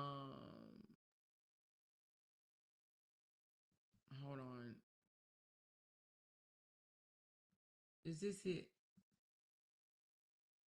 Yes. Y'all excuse the humpback. I don't know if he got scoliosis going on or not, and I don't want to pick at nobody for having no medical situation. So I'm only showing this part. Well, let me just take the script of it because I don't want to show y'all his disability. Let me just put this up on the screen because that's not what this video is about. Give me a second. All right. All right. This is what I want to show. All right. So it says, I've studied the patterns, the manipulation, the gaslighting, and the emotional warfare that narcissists use, and I know how to spot it, stop it, and heal from it. Now, as a narcissist life coach, I help people just like you rebuild your confidence, set boundaries, and regain control of your life after dealing with toxic relationships. If you are ready to stop questioning yourself and start living in your power, I am here to guide you every step of the way. Cancer survivor, LaTruth. Okay. So now he has put himself as a narcissistic coach, life coach, to help people spot, stop, and heal from narcissism. Okay. All right. That is what he's doing. Why is he doing that? Well, for one, because Miss Valencia, Miss Sage Season, is basically now saying that she wants to talk about narcissism, manipulation, gaslighting, and all of that. Well, he feels, well, if you can do it when you was laying right beside me in the bed while we was dragging my ex-wife, and if you was right there with me, but since you can come out here and be a narcissistic coach and talk about gaslighting and manipulation, so can I. Okay. So he, in my opinion, he's looking like, okay, so how are you any different than me? You was right there with me. You was right there as we drug her, as we had conversations with some of the content creators that was dragging her, as we partaked in the groups. Okay. So because you were right there with me and now all of a sudden you are a guru, you a life coach, why can't I be one? Is basically what he's saying. Okay? So now he is mocking her. He is mocking her. The fact that she wants to come out and be like, I have a passion for this. I've been doing this for years. Oh, I guess she took off the years when she did the opposite to Briana. So instead of helping Briana through this, she mocked Briana. She drugged Briana. That's what she did. She drugged Briana through this bullshit. But now all of a sudden she's been wanting to, or she's been doing this for you. My passion for speaking about toxic relationships and gaslighting and manipulation, I've been wanting to do this for years, and I've been doing it for years. You don't remember? Girl, what the fuck? You hear me? She says they put her in a pan and fried it too close. Wait a minute. They put her in a pan to fry to get cooked, but confirming the saga in the city and walked away. Oh, she confirmed that she was sage in the city and walked away. Two narcissists trying to go viral. Ignore these fools. I ain't ignoring them. This is Saga. This is Saga 2.0. I mean, Saga number 2. I am not ignoring it. I'm going to put this shit on the floor just like we put the goddamn going Briana on the floor. No, it's her day. It's her day. No, I'm not ignoring this. That's probably what she wants us to do. No, this is her day. She gets all of this. I don't care if I have to be the only content creator that comes out here and point out that now she's basically going through the same bullshit that Briana was going through. I'll do it. I don't care. I'm gonna do it. I'm gonna put it out there. Hopefully, maybe somebody else will jump on board and point this foolishness out too. But no, she was a part of this bullshit. Now all of a sudden she's an expert. Now, all of a sudden, we're supposed to think Robert is the only bad person in this. No, I refuse. And I don't even like him like that. But I'm not pointing all the blame at Robert Hampton. No, I'm not. No, I'm not. Robert had help and lots of it. And she was one of the helpers. She was one of the helpers. He did not do this on his own. He did not have Briana drugged for filth on his own. Miss Season helped him. Now you can say, oh, he gaslit her, he manipulated her. Her ass is 9 years older than him. You remember when I told y'all that that Robert needs to be held accountable for the bullshit that happened in the marriage because he was 11 years older than Briana? I didn't say it just because of the age, but you cannot excuse his part when he was 11 years older than her, right? But the misfits over there did. They want to excuse everything that he did because she had 3 kids when he met her. So they looking at it like, oh no, you were supposed to take everything that he dealt with you because he accepted you with 3 kids. He doesn't care if he cussed you out. He don't care if he kicked you out when he was mad. He don't care if he called you a bitch, drug you out the bed, cheated on you, went to strip clubs, had you paying all the bills. That doesn't matter. You had 3 kids. You had baggage. That man married you with baggage. So what? He had a child. He had a child and he was a dust bunny. And he was unattractive. She married this oogly. That should have, listen. The fact that she had 3 kids and he was not easy on the eyes, isn't that an easy trade? They act like LaTruth won ooh, yeah? And had an eviction on his record. They act like this man had it together. They act like LaTruth teeth wasn't stacked on top of each other or they crisscrossed. They act like LaTruth didn't have a list when he talked. They act like LaTruth didn't come out here and talk about, man, I'm going to do right by this lady because this lady fine. I'm going to do right. Because this right here, man, this lady fine right here. They act like LaTruth didn't talk with a list. And don't say he didn't because I will bring up the video. Stop playing with me. God damn it. I said stop playing with me. Stop playing with me. Stop playing with me. I told y'all to stop playing with me, didn't I? Stop playing with me. Stop playing with me. Stop playing with me.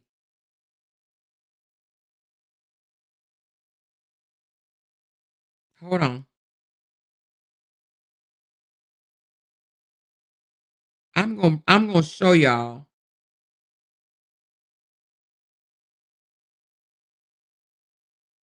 what this man looked like when him and Briana got together. Because everybody act like Briana just pulled up in a van with 3 kids, right? and she was needy. She needed him so much, right? And that he just opened her with open arms and was the best thing since sliced bread. Huh? Hold on. You were too old. I know I got it. I know y'all sent it to me. Whoever sent it to me, send it back. Send it back. Send it to me again because I can't find it, but I know it's in here. I know one of y'all sent this to me. I can't think who sent it to me, though. Whoever sent me the one where y'all just sent it to me.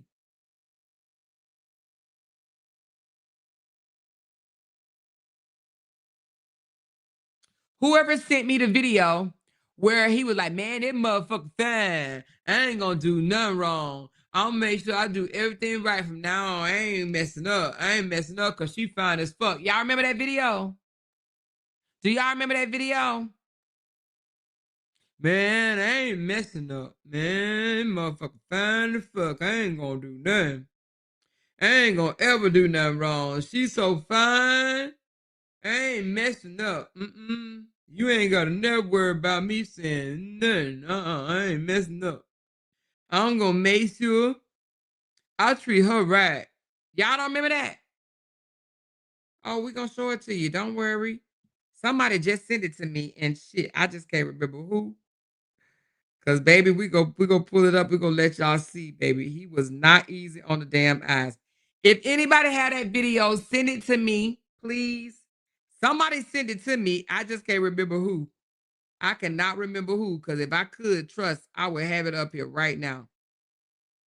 But I cannot remember who sent me that damn video. Let me look one more place. Let me see. Somebody sent me that damn video.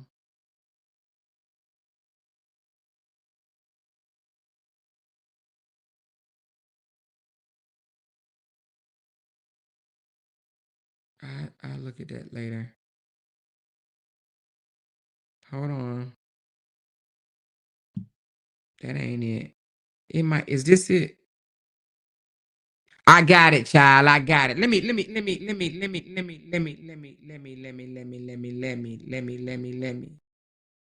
I got it. Thank you. Let's play this video. For those that want to forget. Good morning, people. Hope y'all have a Y'all look at this man right here. Before presenting on the screen, what? Oh. Look at this, y'all. Look at this. Look how he talk. Good morning, people. Hope y'all have a fabulous day, man. Fabulous. The only way you say fabulous is when you got space in them teeth. Good morning, people. Hope y'all have a fabulous day, man. I live with my fabulous wife.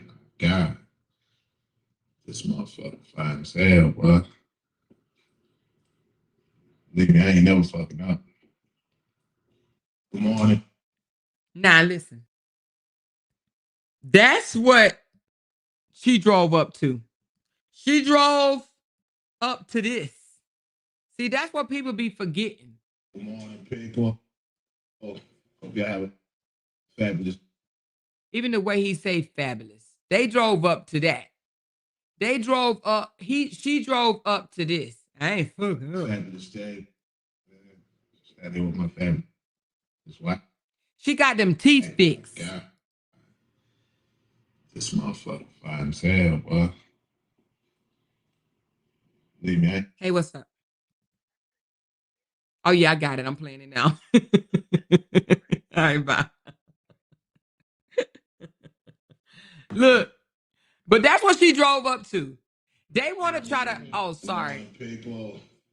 They want to pretend that she drove up to motherfucking a millionaire or some good-looking ass man. She drove up to a man with a list.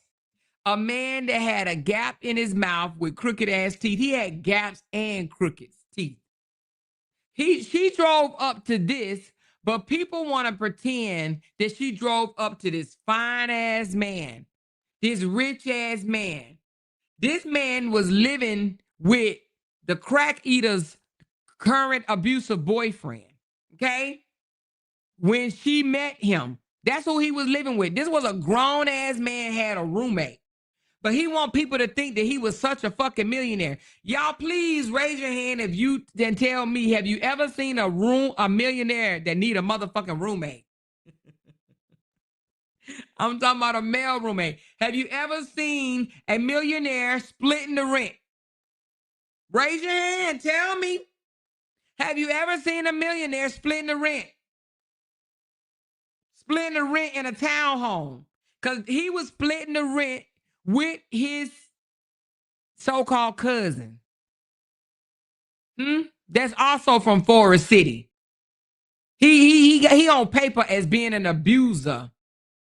Okay? He's a whole abuser that used to work at AutoZone. Okay? But he was splitting the rent with him, but want people to think that he was doing so fucking well. That's what she drove up to. A man with a list. A man with a list that says, good morning, people. I'm here with my family, my fabulous wife. This is my family.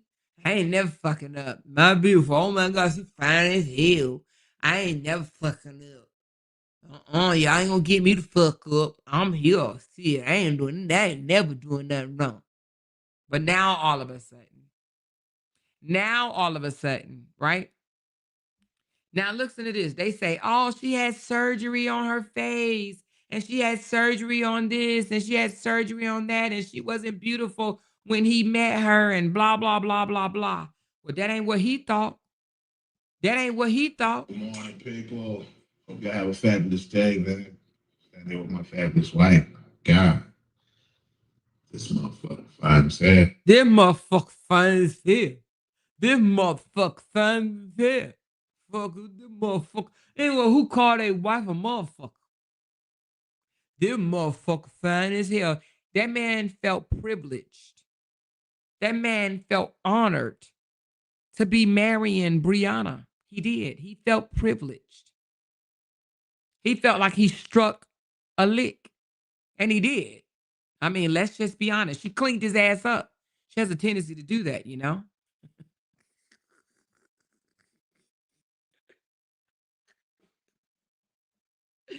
She cleaned him up. He got new teeth and fists in his mouth. She put him on some nice clothing. She bought him a Rolex watch. She cleaned him up, bought him a Tesla. She cleaned his old raggedy ass, mouth ass up. She cleaned him up. She cleaned him up. Some women, we do that.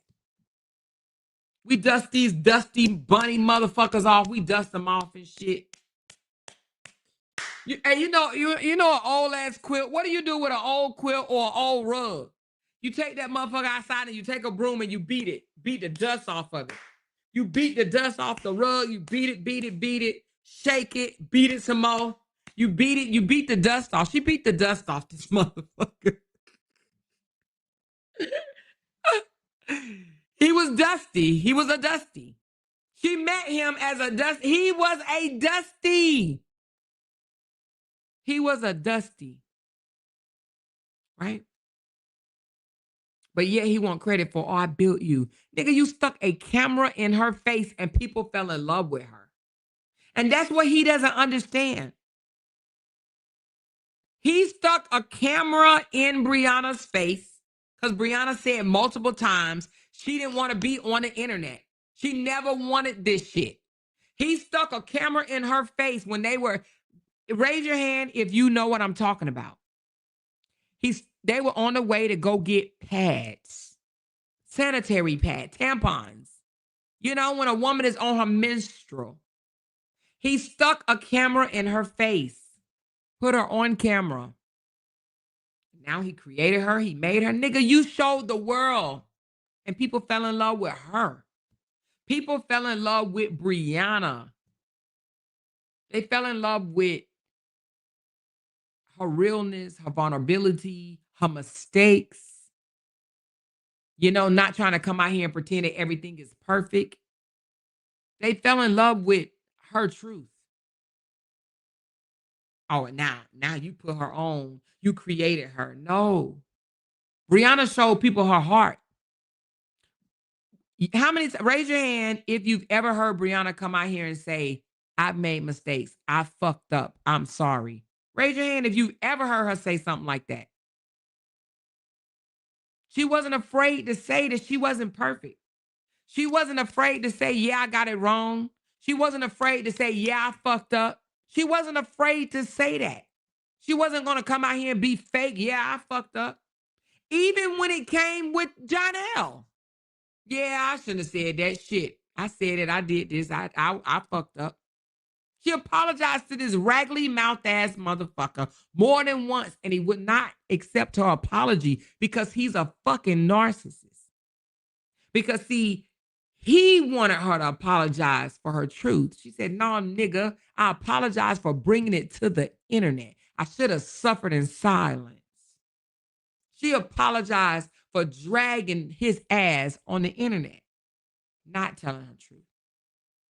She said, nah, I'm not going to take back what I said. I'm just going to take back how I brung it out here. I'm going to take back exposing your narcissistic ass on the internet. I was wrong to do that. She said that. She said that. But she wasn't going to take back her truth. She wasn't going to take back that this man told her she wasn't shit. A woman don't forget that. You ain't shit. I created you. Ain't nobody going to want you after me. Who going to want a woman with 4 baby daddies? Oh, well, not 4 baby daddies, but 4 children. He told her, wasn't nobody going to want her, right? And the thing of the matter is, let's just be honest here for a minute. We all have said we wouldn't have done what Briana did, and that's run back into another relationship. But let's think about it for a second. And even I have to retract that. If you got a boot mouth ass motherfucker like this, right? And she said his breath stank, and I just so happen to believe that, right? If you got a boot mouth stinking breath nigga telling you that ain't nobody gonna want you after him, aren't you gonna want to try to prove him wrong? It may have been a mistake for her to start a relationship real fast, but now she has to deal with the cards that's dealt, right? We understand that. But if you had a nigga like this tell you ain't nobody gonna want you after him, aren't you gonna try to show him better than you can tell him? So Briana, for that, for me, before saying that I wouldn't have ran into the arms of another man, girl, I would have jumped. The fuck? The fact that this man told you that wasn't nobody gonna want you. I know you was trying to prove a point to him. We talked from an age of experience. We talked from been there, done that. So that's why we said we wouldn't have done it. But I get you. I understand you. This motherfucker right here, this raggedy teeth bitch, stinking mouth, trifling ass nigga, gonna tell you that ain't nobody gonna want you after him. Yeah, I get it. I would have jumped too. I would have fell in another man's fucking arms. Then I would have dealt with the shit later just like you doing. But this nigga gonna tell her, ain't nobody gonna want you. Ain't nobody gonna want you. You ain't shit without me.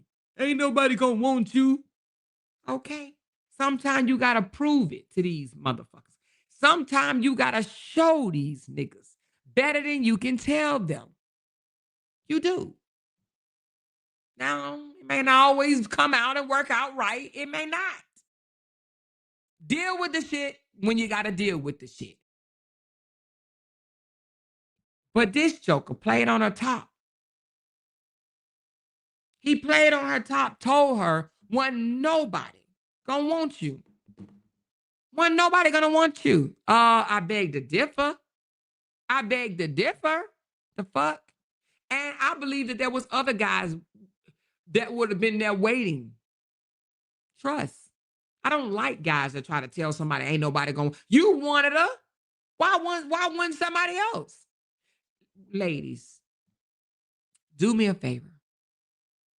Don't ever believe when your man tell you ain't nobody else gonna want you. He's a liar. He's saying that to chip at your esteem. He's trying to break you down, dime size. Look at him and say, okay, you a liar. And I bet they will. Say that shit. Just say it. You a liar. And I bet they will. I bet they do. I show you better than I can tell. Say that shit. I show you better than I can tell you, nigga. Do you want to make a bet? Then he gonna shut the fuck up because he know another man's gonna want you. He know it. Now I don't know if he told Miss Valencia that or not. I don't know. I don't know if they ever got that toxic. I don't know. I don't know. But he did something to Valencia to make her feel small, to make her feel humiliated, to make her feel embarrassed. He did something to Valencia. Well, one, he called her a damn transaction with his other boo that he was laying up with. He called her a booking fee. I'm trying to figure out, damn, would I rather be threatened or called a booking fee? God damn, I mean, shit, they both bad. They both horrible. He called her a transaction, a booking fee. He slept with another woman and pillow talked. And see, let me tell you what embarrassed Miss Season. It wasn't so much that he slept with another woman. It was the fact that she recorded his bitch ass and brung it to the internet. Because that's what hurt Miss Season's heart the most. That other people knew that he was sleeping with another woman. While she up here hollering, my man, my man, my man. He's still my man. He's still my man. She was up here hollering, my man, my man, my man. And he was giving his man away. He was bumping coochies with another woman. That's what he was doing. He was with another woman. And she was embarrassed over it. That's what she called humiliation and embarrassment. He had this woman follow him around with a goddamn camera all over the place, looking like a whole goofy. She had to attend award shows that wasn't nobody else there. She had to attend concerts where 5 people showed up to watch him perform. She had to see this shit. She had to see this. And then I want to say she went along with the lie of people was running supporters out the parking lot. Y'all remember that lie he came out here and told? That every time he went to go perform, there was Briana supporters standing in the parking lot running people away. Do y'all remember that lie that he told? I believe that she went along with that shit. She wanted to marry him. You're absolutely correct. She wanted to marry him. They told a bold-faced ass lie that the reason why when we see him out performing, ain't nobody there because Briana supporters done ran everybody away. If you've been to a Beyonce concert, raise your hand. Because if you've been to a Beyonce concert, then you know there's a man out, probably more than one, with a megaphone. And he's screaming in that megaphone that you're going to hell. All you devils going to see Beyonce, you all are going to hell. Tell me if you've seen it. Raise your hand if you've seen that damn man out there yelling to the top of his voice that you are going to hell because she's the devil. And if you're going to see the devil, you're going to go to hell with her and blah, blah, blah. Rashida know what I'm talking about. And it may be at other people's concerts, but I don't know. I've only seen it at the Beyonce concert. They trying to stop you. They think you're going to throw your money that you literally just paid for a Bay concert. They think you're going to throw it away. We sat there and laughed at this man. This man literally out there on a megaphone saying, turn to God now. Turn away from your sins. If you walk through that gate and go see Beyonce, you're going to hell. You will fry in hell. You think we was going to be like, oops, I ain't trying to fry. Let me just throw away my ticket I just bought, right? So who gonna go with the purpose of seeing him perform and just turn around just because somebody is saying, y'all know he done abused somebody. You know he's an abuser. This man said that Robert supporters. You right, chatting with Naya. How you say your name? Naisha. Chatting with Naisha. You are right. She said Season was never going to be his wife. She was delusional for thinking that. You are absolutely correct. Absolutely correct. She was never going to be his wife. He even said it himself. He said that himself. I ain't trying to be with somebody trying to make me married, trying to make me, be married again. I ain't trying to do that no more. But again, let me get back to what I was saying. What supporter that really went there to see him was going to turn around and give away their ticket, all because somebody in the parking lot saying that he's an abuser, like they ain't hear the shit on the internet, right?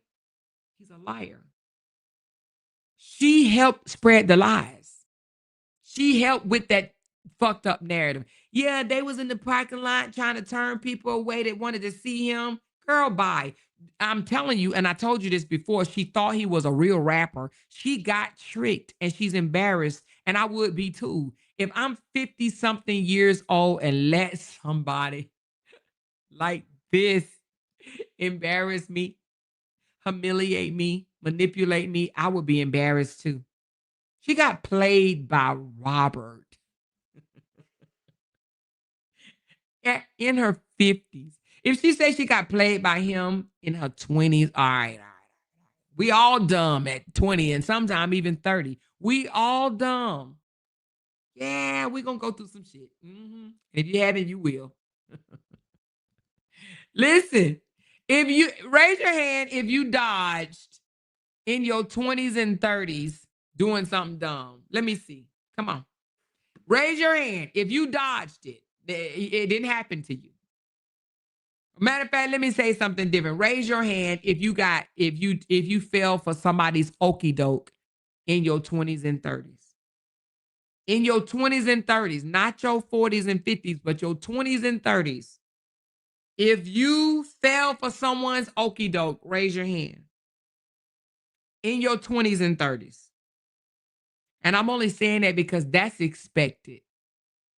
We are dreamers in our 20s and 30s. Some of us are dreamers. I'm still a dreamer. I ain't even gonna lie. I'm a dreamer. I'm a die dreamer. But as a dreamer, you want fabulous. You want things. You give people the benefit of the doubt because you kind of trust a little bit easier, and you're like, oh yeah, it's gonna be beautiful. And you in your head, you think of things being great and wonderful, right? In your 20s and 30s, you're thinking whatever they saying is gonna come to pass. Where I draw the line, in your 40s and your 50s. Hold on, I'm getting it. I'm going to it right now. In your 40s and 50s, if you're still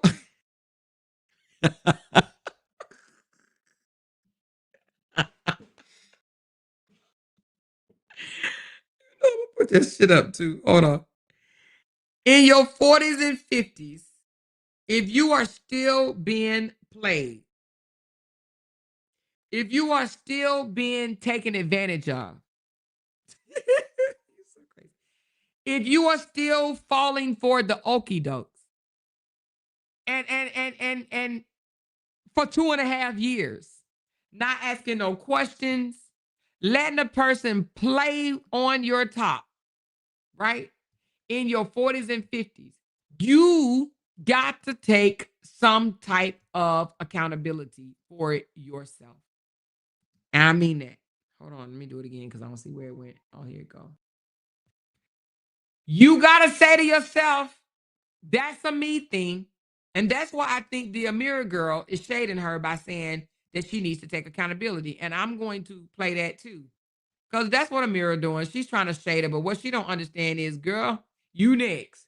All right, so let me just zoom in right quick because this is also what she walked, she rolled up on. This nigga ass. Is that a goal in his mouth? Gold all in my mouth. Don't believe me, just watch. Hey, don't believe me, just watch. Hold on, hold on. Hold on.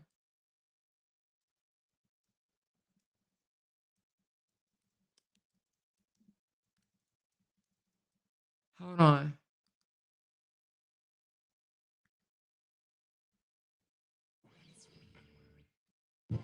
Yeah. Hold on. Hold on. Yeah. Yeah. Yeah. Jane, gold all in my chain. What? Gold all in my ring. What? Gold all in my watch. What? Don't believe me, just watch. Say what now? Don't believe me, just watch. What? Don't believe me, just watch. Say what now? Don't believe me, just watch. What? Don't believe me, just watch.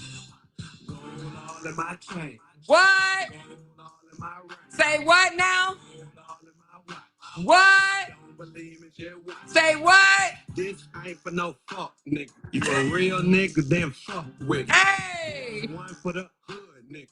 Hipster bitches that shop. Say what? Dark skin, light skin, Asian and white women. Hype beast. Gold all in his mouth. Don't believe it, just watch. Baby, y'all better stop. Listen. She rolled up on this. And they want to act like she won the motherfucking lottery. If y'all don't get y'all clown asses out of here with this shit, wretch, they want to, she hit the lotto. Bye. I'm signing the fuck off. They want to pretend that she hit the damn lotto. You hear me? Man, y'all better stop. Y'all better stop playing. Y'all better stop playing. Y'all better stop playing. Anyway.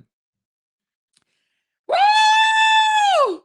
So now let's get to Amira because Amira, in my opinion, is trying to shade season, right? Also, I think that she's trying to get on the map, and I'm not gonna give her a whole lot of attention. I'm really not. I do. I have.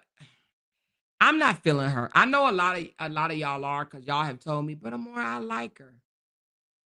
I I ain't feeling her. I'm just gonna be straight up honest with y'all. But let me let y'all hear what she had to say. Hold on. I ain't feeling her.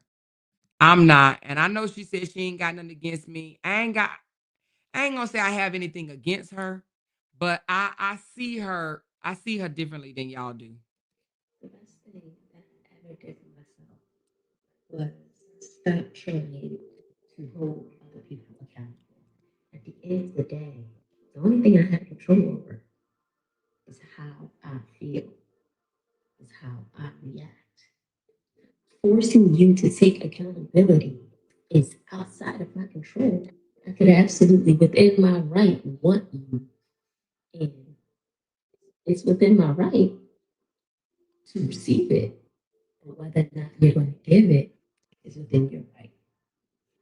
Therefore, me forcing it only causes me more turmoil. It only causes me. You're good over there. I'm the one sitting up here mad and sad and angry because you did something to me. Because I took it this way. And then I bring it to you, and your reaction is satisfactory to me. At what point does it make sense for me to release myself from you? I will not allow you to make me upset. Okay. So She could not be talking to thank you so much. Look at y'all. Woo! Y'all said my goal is met, baby, baby, baby, baby, baby, baby. Woo! Yay me. Yay y'all. Yeah, yeah. Yeah, yeah.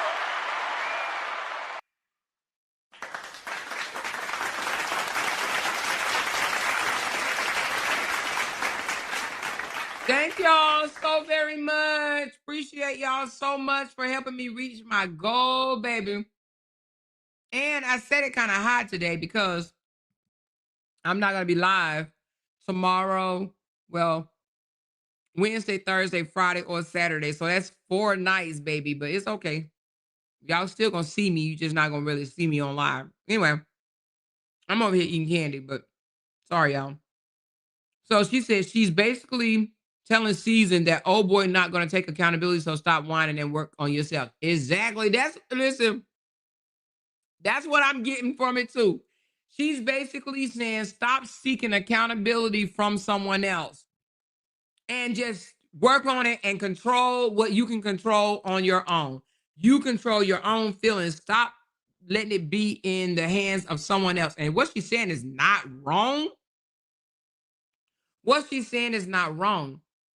But what she needs to be careful at, I believe she's saying this to Miss Season as a way of saying, stop trying to shade Robert and stop wanting him to take accountability of shit that went on between y'all and just move the F on. That's what I'm getting. What are y'all getting?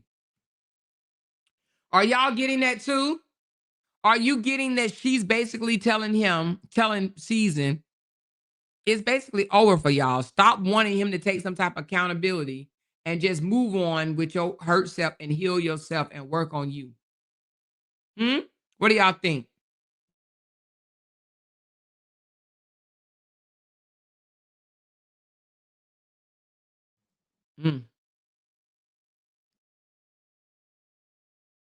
Sorry about that, y'all.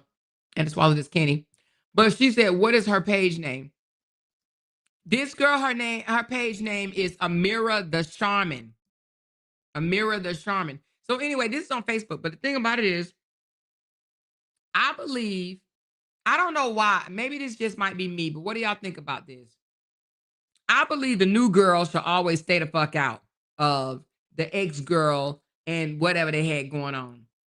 I don't ever think it's a good idea to come in trying to shade, sub, or talk, speak on anything when it deals with the ex-girl. I just don't. I would not. I just think as the new person, you shouldn't even care what went on with the old person. I would even think that the new person should tell the other person, I don't even want to hear it. Right? Don't even discuss it with me. Whatever issues y'all had, it was y'all business. I don't want to hear it. I don't want to paint no picture of the old other person. I don't want to like them or don't like them at this point. You know what I'm saying? Like, I don't want to have nothing to do with it. If y'all have a child and if our relationship goes serious enough, I'm sure I will meet that other person and we will have a relationship based on that. But I'm not trying to dislike your ex because you dislike your ex. I don't want to get in between you and your dislike for your ex. Right? So I believe that she's trying to shade Miss Season. She may tell me I'm wrong. She may say that's not what I'm trying to do. But it just seems, and then here go Robert and see that. And he in the comments. Look at this shit. He in the comments. I agree. Look. And I'm just gonna say this. When Robert is in the comments and he's agreeing, either he must have told her to say that or he understands what she's talking about. Now let's read the caption that she put. She says, "This saved my relationship with my loved ones." Let me let y'all hear it again for those that may have missed the message.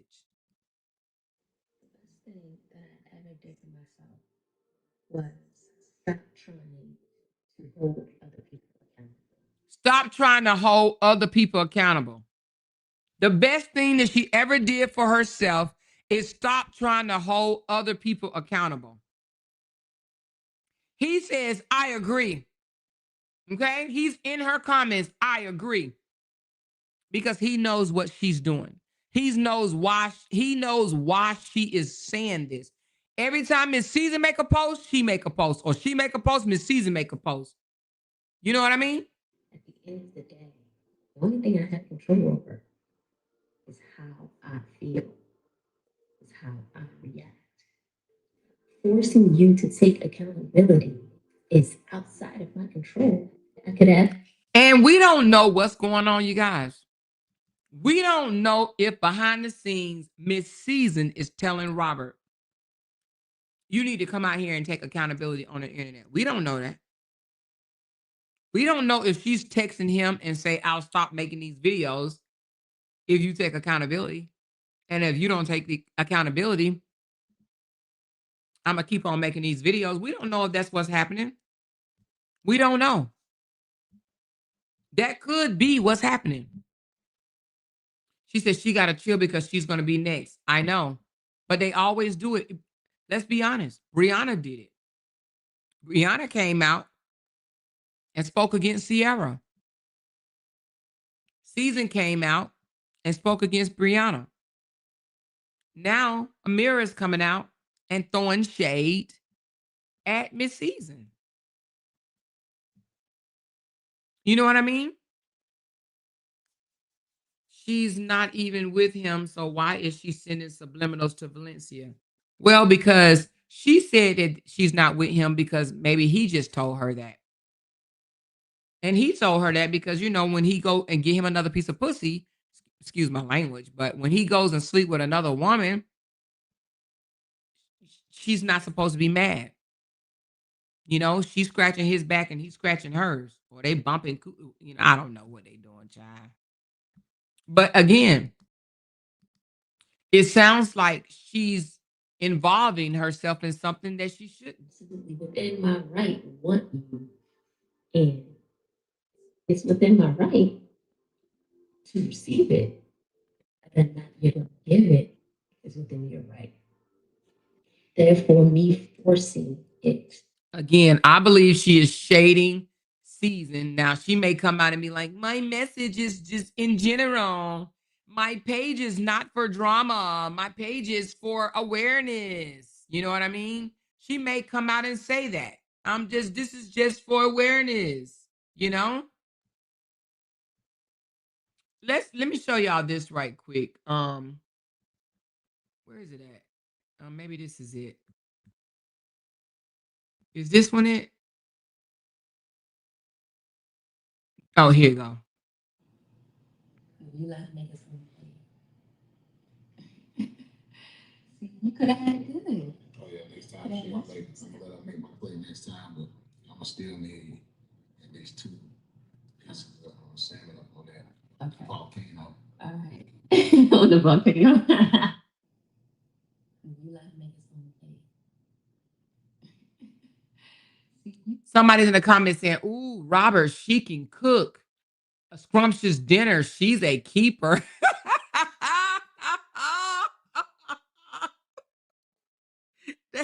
He had a girl that was digging out of her garden and cooking shit out of her garden, and he didn't even want that. You know what I mean? You had a girl cooking Whole Foods and shit. If you ain't with one that's cooking Whole Foods, ain't no salmon out of the package is gonna make a man stay. You hear me? She was going to pick up peppers and shit, and he was embarrassing her. Y'all remember when she was picking out vegetables out of the garden, and he says, go pick out my size. She's like, huh? I'm talking about Miss Season, y'all, Valencia. Huh? Go pick out my size. Pick out the size of my thing. She's like,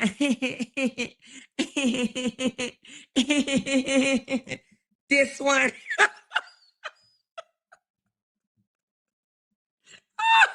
She said, this one. Her ass knew. She knew she should have picked this shit up. But she gonna go. He said, go pick out my size. She said, This one, girl, bye. Now she probably like, this one, listen, all I'm saying is, he made a fool out of your ass. I would have looked at him and says, why would I do that? Why would I do that? You know what I mean? She's like, she went and picked the biggest eggplant that she had out there. He's like, go pick the size of my eggplant. That's what he said. Go pick the size of my eggplant. Go show them how big my eggplant is. She said, this one, girl, made her look like a complete idiot.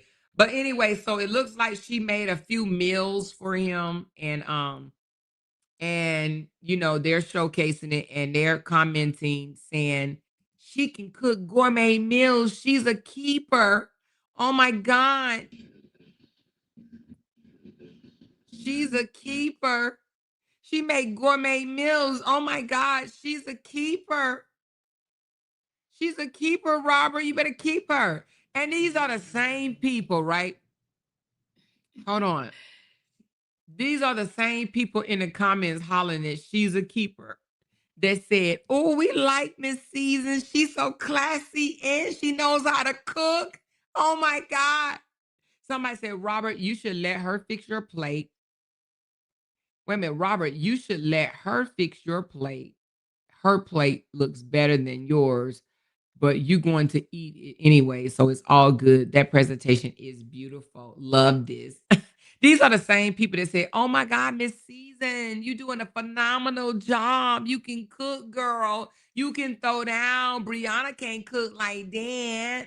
Briana can't make no food like that. Look at that. Oh, Miss Season can throw down. Now, Miss Season, girl, your whole garden has been replaced.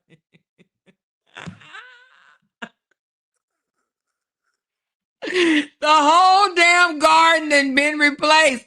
If I was Miss Season, I would go get me a Rent-A-Center man and bring him home and cook me a whole meal. Listen, Thanksgiving is right around the corner. Miss Season, I'm going to need to see you with a man. I don't know where you're going to get him from, but girl, you're going to have to flex up on him, girl. You hear me?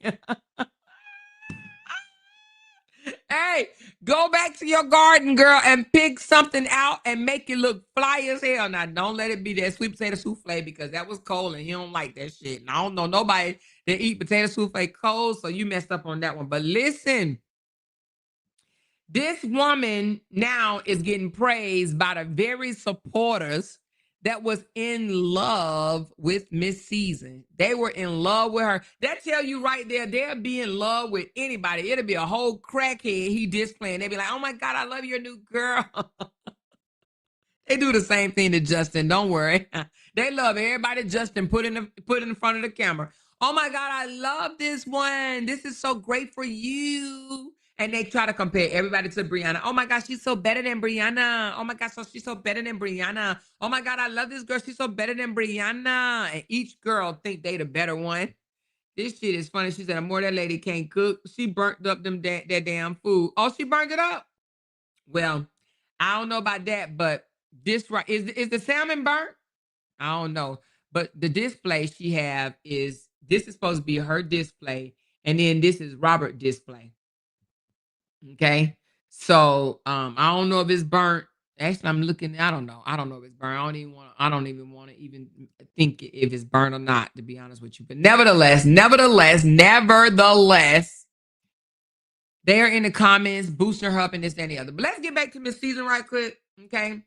Let's get back to, she said, I truly enjoy creating in the kitchen. Is where I get to showcase who I am. Okay, that's what she put, okay, on her thing. Now let's get back to Miss Season right quick because I don't want to spend a lot of time on the shaman girl. I think she's trying to be found and whatnot. And I'm just gonna keep it real with you. I think she's trying to be found. But let's get back to here because under the comments, under Miss Season's post, somebody said that Robert over there shading the hell out of you. Okay. And she says, I'm gonna put up both of these. Well, let me just put this one up.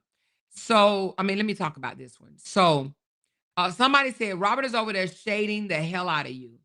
And she says, Damn. Let me get to it. Hold on. I'm done with this one. My platform is just for that. She says, stop being messy. My page is dedicated for awareness, wisdom, and freedom. Awareness, wisdom, and freedom. Stop being messy. Now, a messy boot wants somebody to stop being messy. Girl, what do you call that? That you did on Sage in the City. Now, all of a sudden, her platform is not drama. She don't want the drama no more. She's outgrown the drama. Now it's dedicated to awareness. She wants to talk about awareness. She wants to bring awareness to Robert. To Robert. Wisdom and freedom from who? From Robert. My platform is for wisdom and awareness and freedom. Is it? Is it? Now, women, we could be very vindictive. Y'all already know that. Miss Season is trying to slowly expose Robert for what he did to her. She's hurt and she's acting out of in a vindictive place. And I don't give a hot goddamn what she comes out here and say. I don't care what she lie about in the background to Miss Lysandra, Mika Meek, Dawn, any of them. Miss Season knows what she's doing. She is slowly trying to expose Robert to people that, because she can't expose him to us. We already know what he's about. She's trying to slowly expose him to his supporters. I'm telling you. Let's go back a little bit. She dropped something, and I want to bring it up. I didn't even entertain this when she dropped it. We talked about it on the back end, but we did not speak about it on the front. Let me get to it.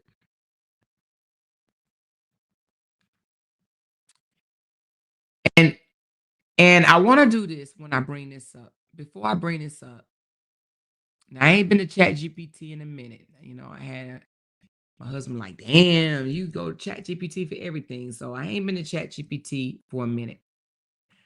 But I want to do this today.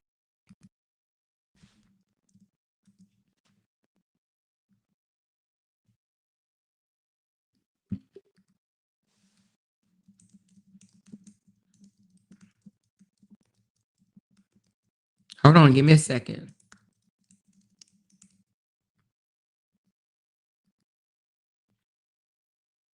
Oh, my.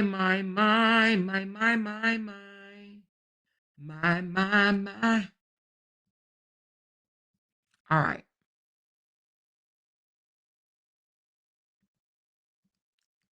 Let's talk about this, you guys. Hold on. I got to clear my throat right quick. Give me a second. I don't want y'all to hear.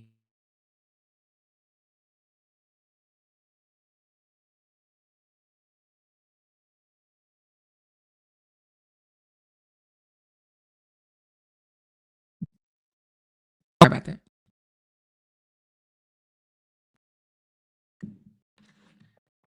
Okay. Let's talk about this. Do you guys know what this means? Do you know what this is? Tell me if you in the audience, if you know what this is. Don't just say it's a piece to the checker game. Tell me if you know what it is. Not just a piece to a checker game. It is a piece, not checkers, but chess. I'm sorry. It is a piece. Thank you. It's a pawn. It is a pawn. It is a pawn, which is a piece to if you play chess. All right. Now, let's talk about the meaning, because the meaning usually it depends on the context, right? But let's talk about it. Now, she did not put anything outside of just the pawn. Okay, as you see. Now, let's go to her post from yesterday. Feeling so grateful, my birthday, blah, blah, blah. And we know around her birthday, he reached out, he posted in his story, He posted in his story happy birthday wishes to a whole nother person, but he did not wish her a happy birthday, right? So after she says, thanks, feeling so grateful for all the birthday love this week, every message, every call, every post remind me that God will always surround you with the right people at the right time. Thank you for celebrating me. I don't take it lightly. The very next day, not the very next day, I'm sorry. So it was days in between. This was on the 22nd. But the very next post was this chess piece. Okay. All right. Now, let's talk about what this means. And that's how I know that she is purposely using her platform to expose Robert. She's playing chess, not checkers. Okay. All right. So let's go. A pawn is self-positioning, right? Or self-positioning as a pawn. The pawn in chess is often seen as the underdog or the one underestimated, okay? It is the piece that leave you not knowing what's what, okay? It's the underdog. You will never guess what's about to happen with the pawn. It's a sacrificial piece used by others for their gain. That piece, when played wisely, can transform into something powerful. Positioning this could be saying, I may look like the pawn in this situation, but watch me make a power move. I'm not just a piece in someone else's game. I have my own strategy. I'm going to continue. But let me tell you what I believe this means. Again, let me reread this. The underdog or the one that's underestimated, okay? The sacrificial piece used by others for their gain. Now, I need you guys to walk with me for a minute. Walk with me. Walk with me. You remember when Season came out and says, I forgive everybody and I'm unblocking everybody. Y'all remember that? Do you? Miss Season had me blocked. Miss Season unblocked me. She did. She unblocked me. Miss Season wanted me to see her videos. You want to know why? Because Miss Season knew that I was going to talk about it. Mm-hmm. I caught on, Miss Season. Mm-hmm. She's using me as the pawn. Do you understand what I'm saying to you? She's using me as the pawn to be used for her gain. She knew I was going to see it. She knew I was going to hear the videos, and she knew I was going to talk about it. And I still am. I'll be the pawn. I'll be the pawn, but I'm going to speak it the way I want to speak it. I'm going to do it the way I want to do it. You're not going to get off so easy, Miss Season. I caught the play. Very much did. But I don't mind it because I don't like him either. But I caught it. She's using me as the pawn, you guys, for her greater gain. She knew if she starts talking that I, Amora, talk about it with Amora, was going to further discuss it on my platform, which would further expose Robert for being a manipulator, a gaslighter, a bullshitter, an abuser, and a user, because she's too cowardly to do it herself. I'll be her pawn because I'm a blogger anyway, right? And I don't really care for him anyway. So I'll be your pawn, Valencia. But you're not getting away scot-free. I told you what you needed to do. You're not getting away scot-free. Because just like Amira said, you need to take accountability too. Amira didn't say exactly that, right? But she spoke on accountability. She wants Robert to take accountability, but she don't want to take accountability. If I was LaTruth, I wouldn't take no accountability to you until you take accountability to somebody else. So anyway, but again, this was posted ever so gently on her page with no context, no words or anything. This is Miss Season saying, I know what I'm doing. That's why Miss Season said, I'm not going to call her Nate anymore. I'm going to call her by her name. That's her way of trying to butter me up. I don't give a shit if you call me Nate or not. I don't care. But the thing of the matter is, she knew unblocking me, and that's why she announced it. I'm unblocking everybody. I forgive everybody. I forgive everybody. She knew I was going to watch it.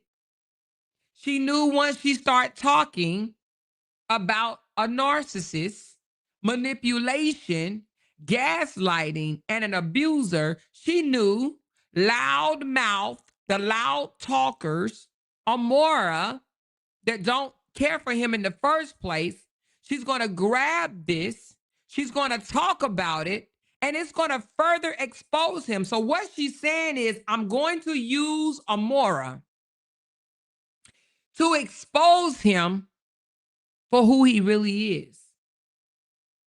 She's saying, Robert, I'm not going to allow you to get away with this so easy. I'm not going to do it because your mutts is not going to come after me. Your mutts is not going to drag me through the filth. Your mutts is not going to discuss me and my panties for 3 years. I'm going to let Amora do it. I'm going to come on my platform and I'm going to say things subtly. And Amora's going to catch on because she's intelligent. She's smart. She's going to catch on. And then she's going to help me expose you for who you are without me showing my hands.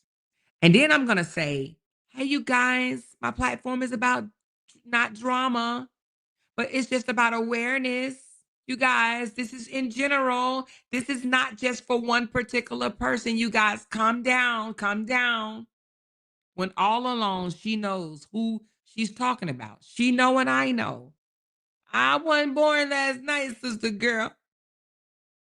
I wasn't born last night. And I was going to ride with you because I caught it. I got you. I looked it up the very day. I said, she's using me as the pawn. I said, I'll be the pawn. I'll expose your tea. I know you went through something. You had to. I listened to Bree cry many nights. I heard it. I felt it. I know that you went through something. I'll be your pawn. I'll be your pawn. Right? But you need to take accountability too, boo-boo kitty. Just like Amira says, take accountability for what you can control and let them worry about them. You want Robert to come out here and say what? That he did you wrong? He's not. Did he do it to Briana? What make you so special? He gave that woman his last name. He's not going to do it. So you going to keep on coming out here and talking until he can take accountability? He's not. There. He's not. I'm telling you, he's not.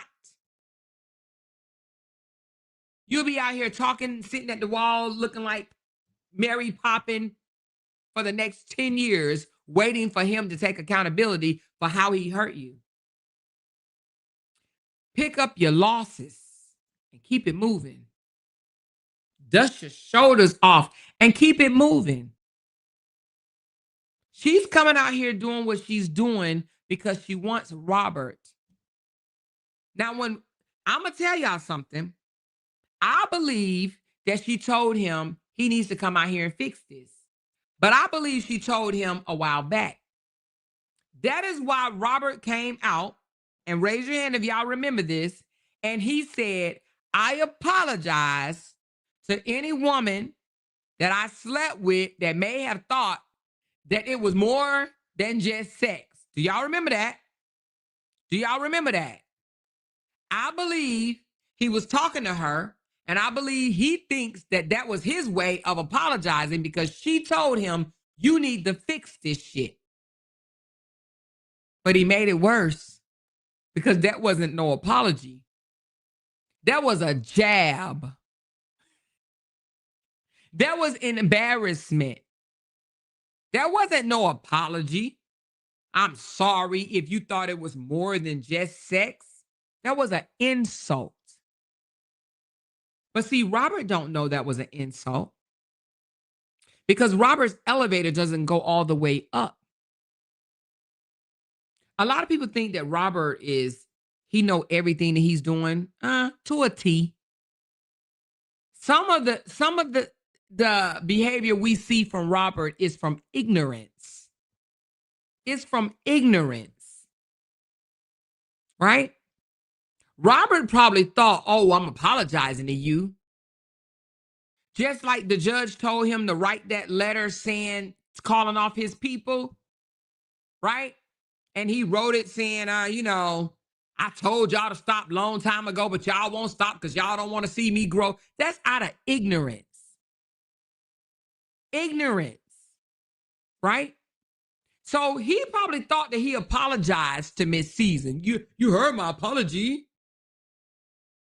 But it was a slap in the face because he doubled down on, you didn't mean shit to me but a piece of coochie. And he doesn't realize that's exactly what he said. I'm sorry for sleeping with women and making them think that it was more than just sex. That's a slap in the, do you know what that means? You literally just told her that she meant nothing to you.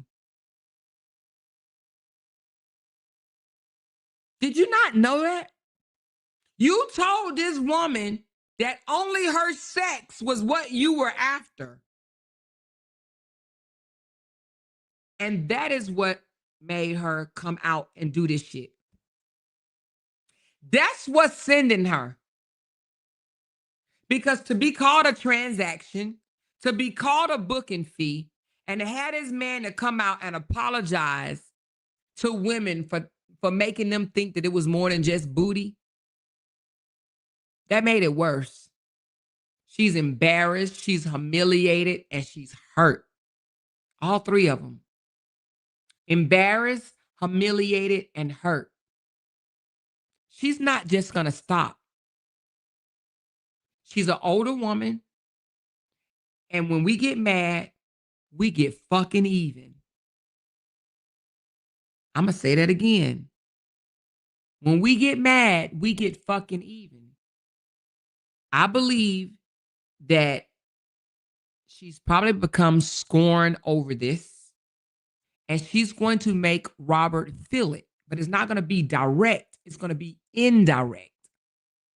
So what she's doing, and when she posts this, she's saying, I'm going to get your ass. I'm just not going to do it to where people see me doing it. I'm going to use someone as a pawn to do my fucking dirty work. To expose your motherfucking ass for hurting me, for humiliating me, and for embarrassing me.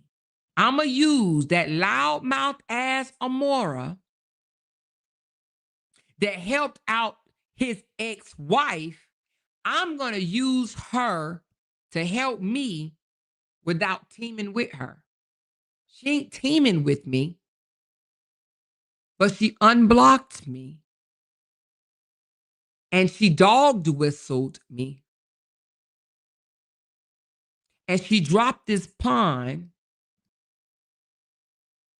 to say, checkmate, nigga. I'm going to use the very woman that already don't like you to continue to rip you apart.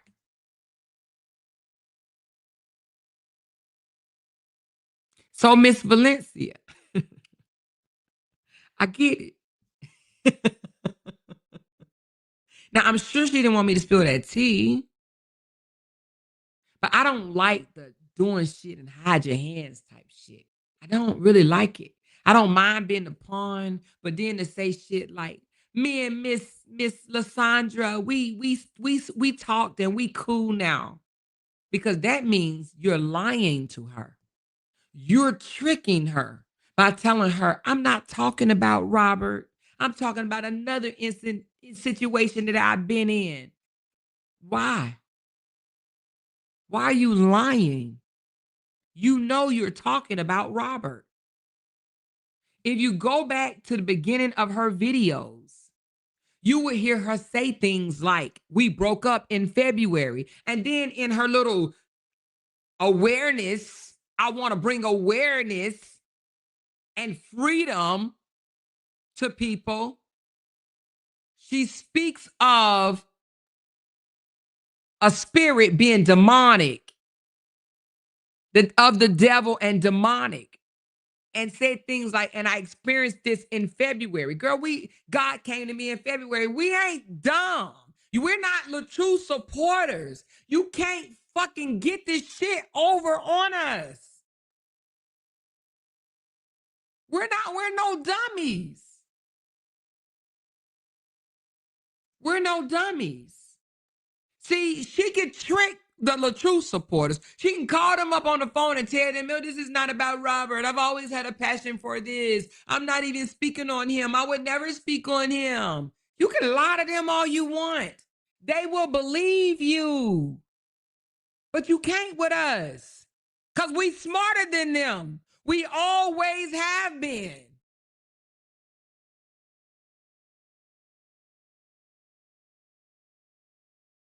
Does she not know that? Apparently not. So, again, she didn't post this just to be posting it. This wasn't no coincidence. It was purposed. It was purposed. Okay? Trust me when I tell you.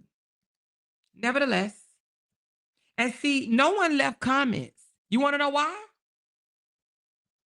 Because they didn't know what it meant. Her supporters didn't know what it meant. And that's why no one left comments. She posted this on August the 29th. Not one damn comment. It's 50 likes, but not one damn comment. Because they did not know what she meant. They probably like, oh, she's saying checkmate, or oh, she just playing chess, or she just had a family night with her son. Okay. Okay. Believe that if you want to. All right. Let's go back to before she dropped that right quick. Let's go back before she dropped the and then you see right here she put Team Truth for Life.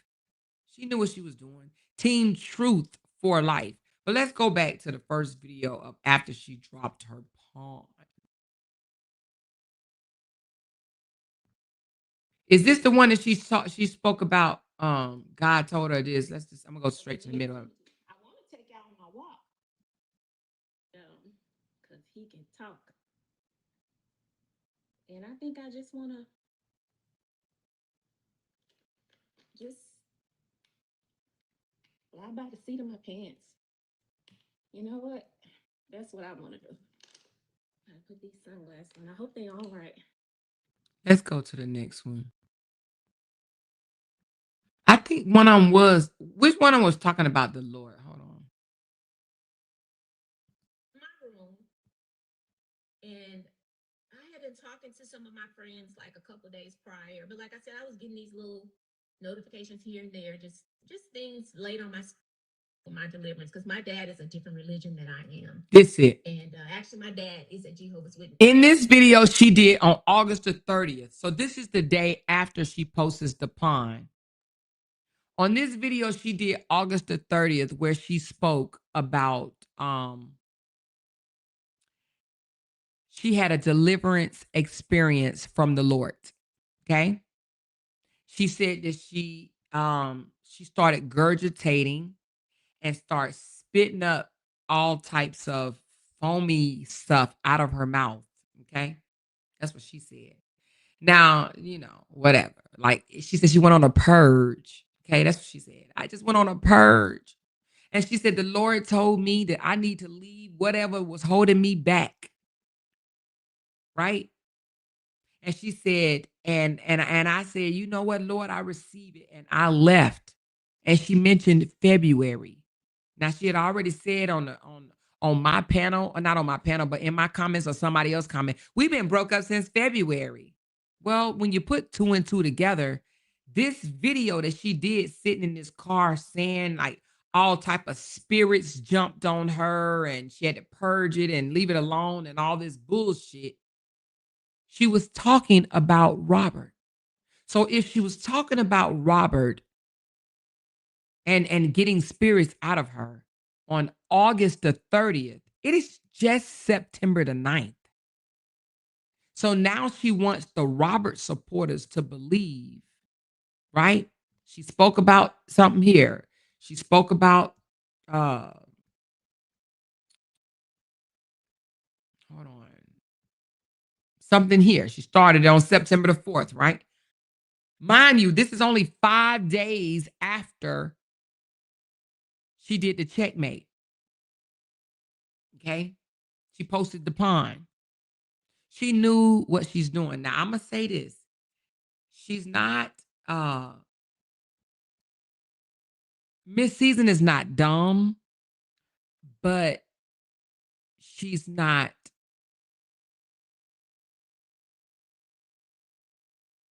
I'm not going to say she's not aware. And why I'm going to say that? Because she's not a dummy, but when you get played by somebody like LaTruth, you have to start questioning what type of person they are. Where are they? Where are they mentally? Where are they intellectually? Because how the fuck do you get played by LaTruth at your late age? So that's why I say she's not dumb. She's just not aware.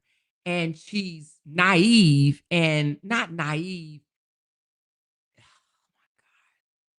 Damn, I don't want to call the lady dumb, but it's a word for it. Hold on. Somebody said, check my inbox. Give me a second. It's a word for what she is. It may not be dumb. It's just not, hold on.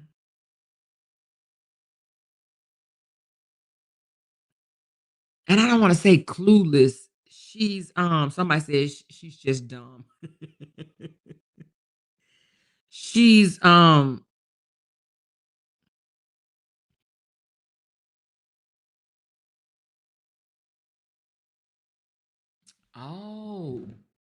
let me go back. Somebody just brought something to my attention.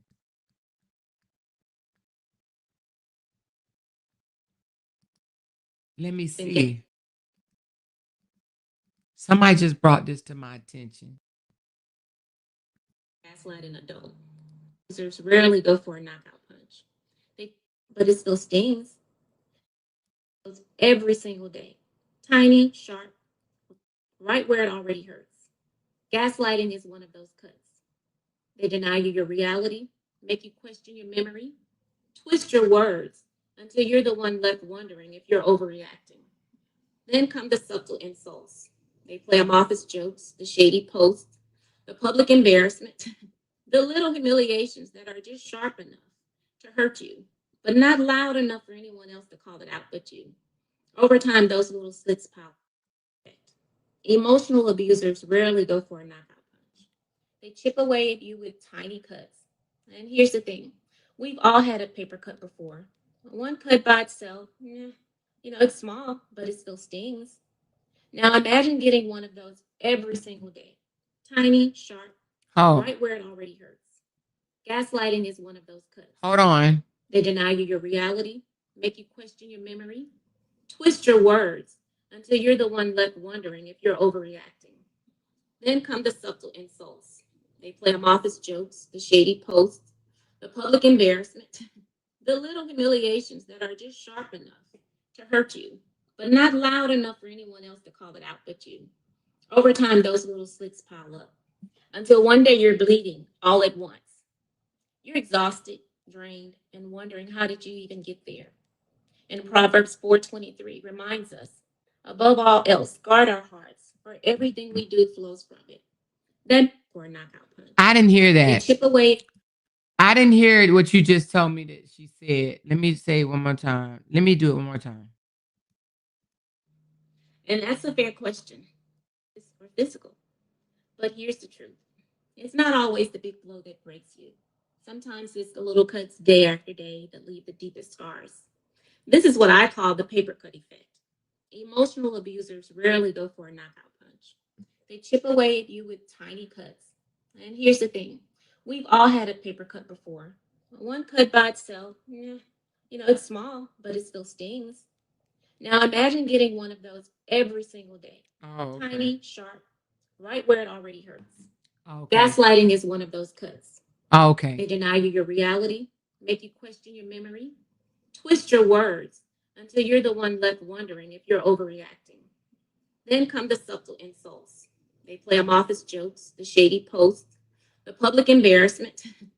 Okay. All right. Yeah, I had already pointed that out. Okay.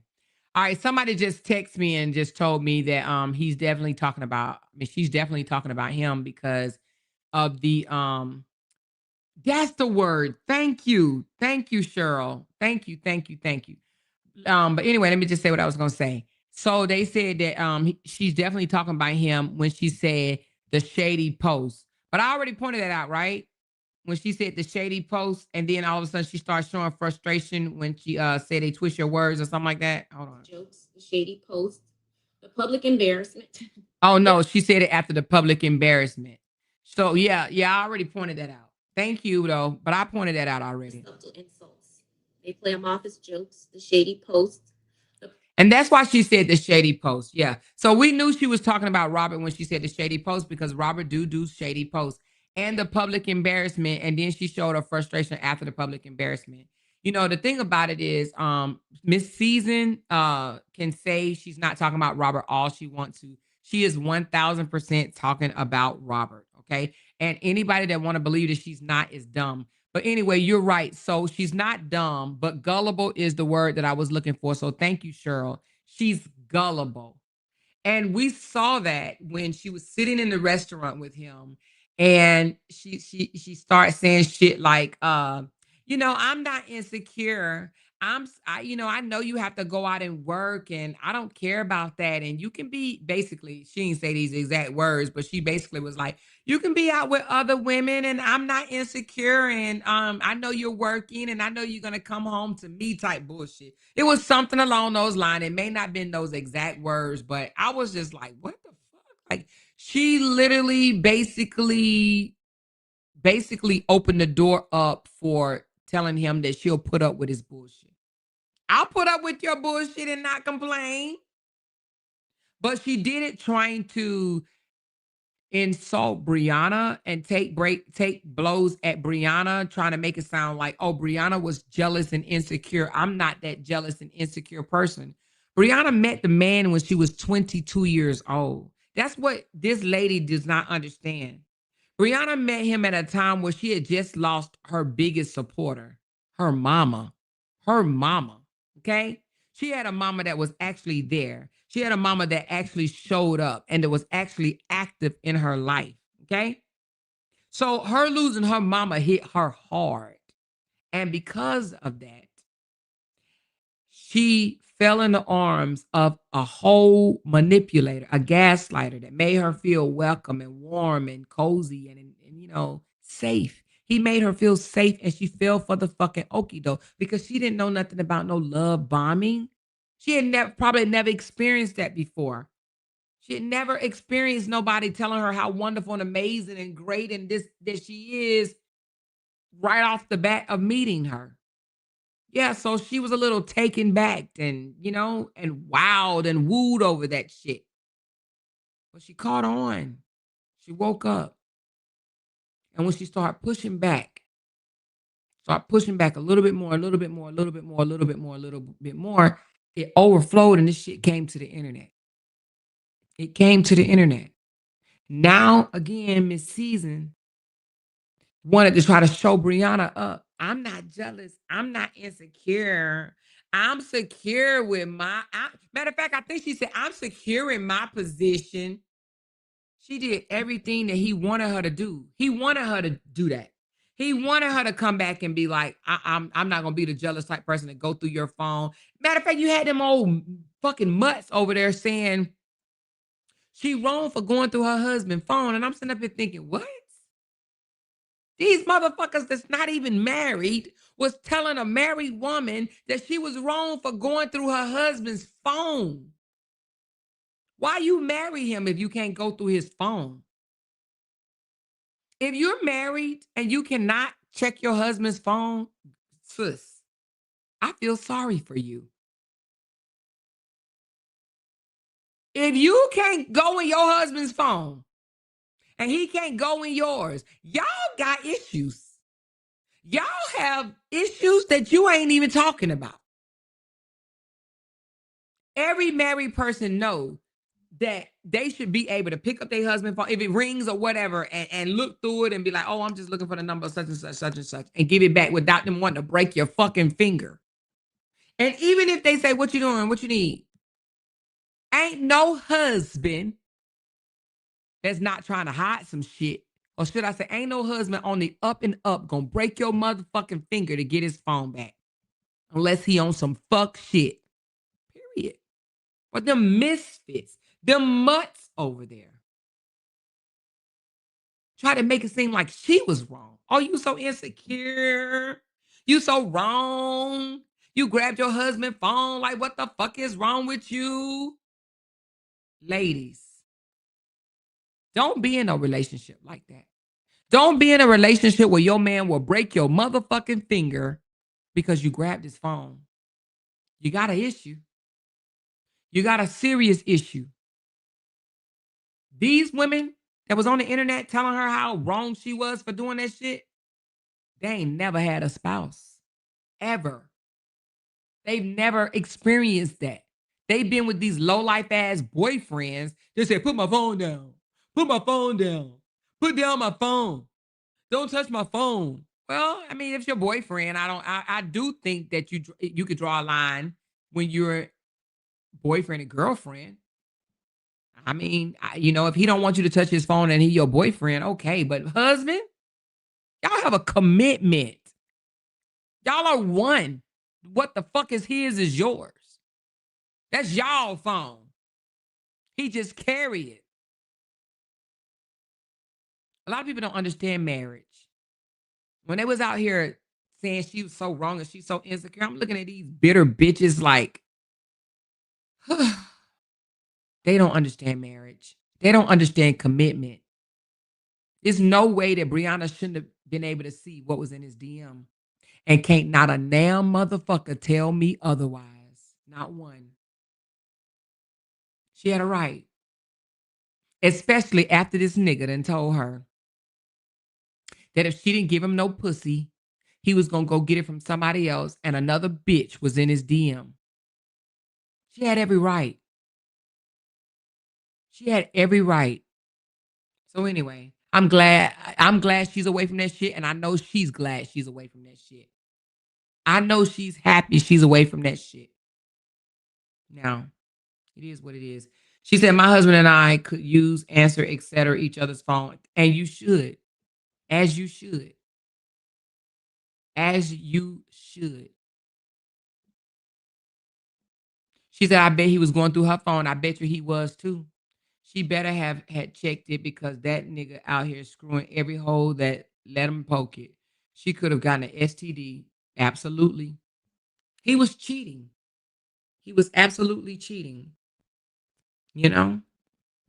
But again, Miss Season, she opened the door to be played, in my opinion. One, going into a relationship trying to drag the ex is a big no-no. That's your number one no-no. Your number one no-no. Don't ever get into the relationship and partake in dragging the ex. That's a big no-no.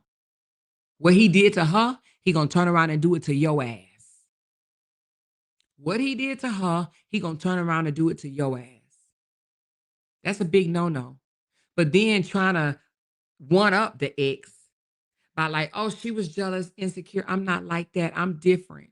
Now you trying to outperform the ex. You should never put yourself in a situation where you got to compete against somebody's ex. That's why you should wait until they get over the damn ex before you get into another relationship anyway, or you're going to find yourself competing. And that's what Miss Season did. Miss Season went in competing with a woman that was 20 years younger than her. She went in competing. She may not even realize that's what she was doing, but that's exactly what she was doing. She wanted to try to pretend like she was better than Briana. Miss Season, you're 20 years older. You have 20 years of experience more than she does. You were supposed to be wiser than Briana, not better than Briana. Wiser. Wiser. Based on your experience. You went in competing.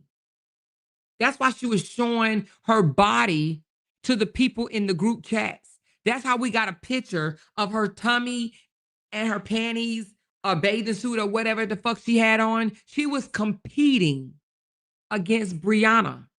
Competing, you guys. I can't feel sorry for a woman that didn't know better, that didn't know that that wasn't a good idea. I can't, that's my age. And it didn't dawn on her that that wasn't the right thing to do and that wasn't a good idea. As much as my heart goes out to women that get played, as much as my heart goes, I can't stand a manipulating ass nigga. I can't. And I am definitely there for women. But when a woman do what she did and a woman do what those people did, that's where we draw the line. Because then I look at you less than a woman. You went against another woman's pain, another woman's tears, another woman's story for your own personal gain. You gained from that. Temporarily. But now you're dealing with hurt. You're dealing with humiliation. You're dealing with embarrassment. And all of it is deserved. You helped this man drag his ex. You recruited for this man other people to drag his ex. That's what you did. And you don't even feel nothing about it. You don't even feel like you owe her an apology. Which at this point, who cares? She probably don't even want your apology. Who cares? Right? But you want Robert to take accountability. You want him to come out here to the world and say that y'all were in a relationship. He doesn't owe you that. He wasn't your husband. You wasn't his wife. He did not sign a contract with you. He did not put a ring on your fingers. His commitment was with Briana, not you. He don't owe you shit. And if I was him, I wouldn't give it to you. He's a piece of shit, but he was with a piece of shit. He don't owe you that. Y'all wasn't committed. You didn't go before a judge or an officiate and make vows and commitments and sign your name on a dotted line. You didn't do that. You sat there. You thought you was a prize. You thought you was better because you had the compliments from his supporters. You thought you was a prize. You thought you was an upgrade. Yeah, you did. You thought you was the better person. But you found out that hurt don't have no face, baby. Hurt don't have no name, baby. He hurt Briana. He hurt you. You see how it felt. All those tears that Briana brought to the internet. Y'all mocked her for that. But you don't want to be mocked.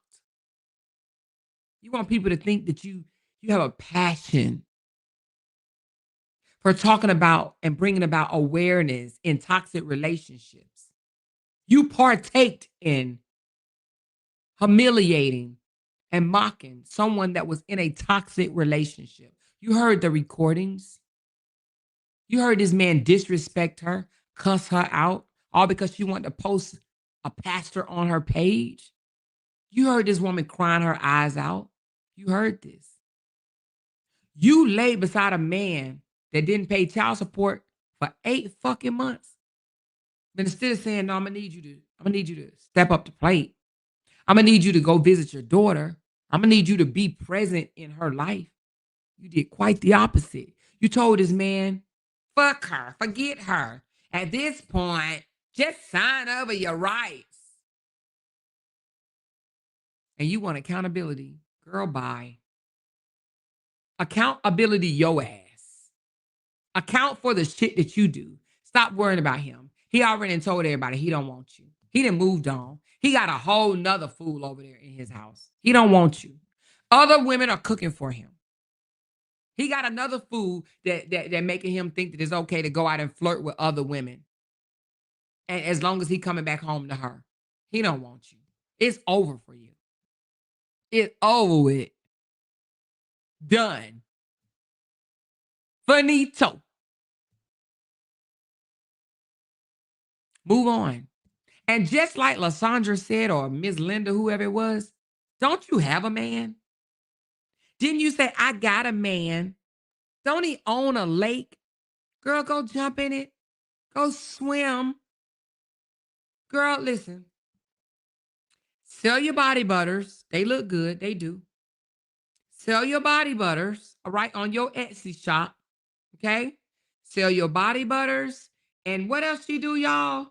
I don't know what else she does. Oh, and cook. Go pick your garden. Talk about tomatoes. Talk about cucumbers. Talk about your body butter. Put all the organic shit in there. And that's it. That's all. But this relationship bullshit, nah, sis. See, you wants to expose Robert. See, but us over here already know. Only thing you're going to do to them, Robert supporters, is piss them off even more. But like you said, you posted the pawn. I'll be your pawn because every video you post, I'm going to expose it on my platform and I'm going to show them what you're saying about this man. I'm going to tie it to him, every last one of them. Because I done read straight through you. Just like I read through him almost 3 years ago. Period. Now, anyway. Sell them body butters, girl. Make your 8K a month selling body butters, girl. This ain't it. Let me read y'all comments, y'all. What y'all think about Miss Season trying to expose Robert through me, honey? What y'all think about that, y'all? What y'all think? What y'all think? Let me see. Somebody said, dumbass looking stupid. She's looking stupid. Take your L in private, ma'am. Exactly. Just listen. They wanted Briana to take hers in private. I don't see why she any different. They wanted Briana to grieve in private. How is she any different? Those women don't want women to come out and tell their truth. They want women to suffer in silence and keep it off the internet. She said, you said a mouthful of more. Thank you, baby. Thank you. She said, girl, they ain't about to buy that shit from her anymore. They are kind of dumb now. They are kind of dumb. She said she needs to come out and stop subbing. She should either put a name on it or shut the fuck up at this point, right? He had her trying on a wedding dress on April Fool's Day. Imagine that. Exactly. Sure did. She says, when her boyfriend phoned, he was drunk. Oh, I read it. Anyway, she said, she picked the right one. She did, didn't she? Checkmate. Checkmate. She said that cow crying in her pillow. Listen, the same way you get it is the same way you lose it, girl. I done heard it before. I done heard it. She said, I know Linda ain't taking shit back of what the fuck she said. Yep. I don't think none of them will. Dumbass, she looking stupid. Yep. I read that one. She said, yes, you preaching. She should have known better. She should have. She should have. She old enough. We ain't dummies. We are when you're old, I'm not saying we're old, but we have experience. We should be able to read the room. If nothing else, we should be able to read the room. And the fact that she didn't read the room and she was supposed to, that tells me she needs to go sit on somebody's couch before she come out here talking about some relationship shit. She couldn't even read the room. But you know, she said something the other day. Let me put that up. And I believe that she said this and she wanted me to hear her. Let me tell you what she said. Let me let y'all hear it. Let me let y'all hear what I think that she wanted me to hear.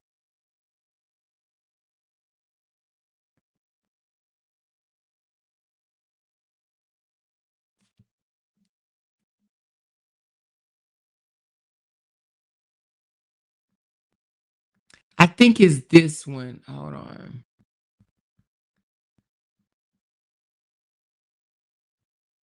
It's this one. She wanted me to hear this because she wanted me to not think that she was too dumb. She sees the lies. She feels the disrespect. She recognizes the cycles. People think a woman in a toxic relationship is blind, naive, foolish, but the truth, she knows. She sees the lies. She feels the disrespect. She recognizes the cycles. She's not clueless. She's calculating. She's preparing. Because leaving isn't just about packing a bag or blocking a number. It's detaching from the forever she once dreamed about.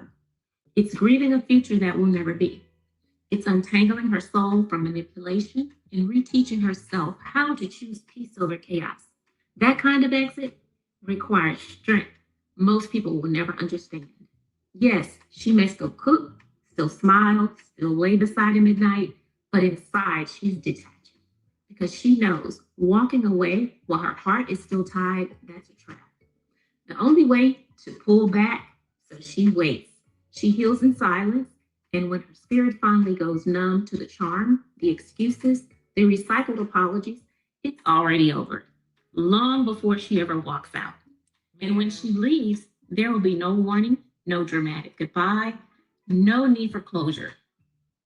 Because when a woman finally leaves from a place of clarity and peace, she's not just leaving a man, she's leaving behind the version of herself that ever tolerated less than she deserved. Sis, so loving yourself enough to walk away is not selfish. It's spiritual alignment. It's how you nourish and cherish your own soul. Now, y'all. Now, y'all. Now, y'all. What she just said is a bunch of hogwash, okay? Let me tell you why. If she believed what she just said, if she believed what she just said, she's saying that you're healing while you're still there, right? You really much already gone. You just haven't physically left. But she's saying you're healing and you're basically getting over them while you're still there. If that's the case, right? Why after the fact did we see the effects of her hurt? Why did we see her losing weight, acting a plum, getting drunk and saying, I'll marry him. I'll marry him. She said they left each other in February, but in April, she was hollering she'll marry him, right? And it's just now she coming out speaking about her deliverance, having to gurgitate, purge, and all this stuff. And she just got delivered the other day. So, I mean, about a month ago or so. So if she was healing, and slowly detaching from the relationship, right? If she was doing that while she was with him, then she wouldn't be getting no deliverance afterwards? Why she didn't get the deliverance before? She said God came and spoke to her back in February. So why did it take her until August to receive a deliverance? Didn't she receive the deliverance in August or was it July? But anyway, she received the deliverance just recently. So she spoke about exiting, leaving requires strength, not sacrifice. She don't believe that shit herself, because if she do, then why she didn't do that? She said you healing while you there. Why she didn't heal while she was there? I don't believe that she's fully healed. And, it takes time, right? Let's get back to the part where she said, packing a bag or blocking a number. It's detaching from the forever she once dreamed about. It's grieving a future that will never be. It's untangling her soul from manipulation and reteaching herself how to choose peace over chaos. That kind of exit requires strength most people will never understand. Yes, she may still cook, still smile, still lay beside him at night, but inside she's detaching because she knows walking away while her heart is still tied, that's a trap. The only way to pull back, so she waits. She heals in silence. heals in silence. She waits and heals in silence. Okay? So do she seem healed to you guys? Huh? If and I'm gonna say this. I do believe a woman leaves emotionally before she leaves physically. I do believe that, right? But that doesn't mean that you're healed. Leaving, having the strength to leave doesn't mean that you are a healed woman. It still hurts. It hurts. When you hear a laugh like his, or you think of some type of memory that you guys shared together, or the holidays, his birthday, or something that's going to remind you of that person, you're going to start thinking back and reflecting and just like, oh my God. And you're going to start questioning yourself. Did I make the right decision?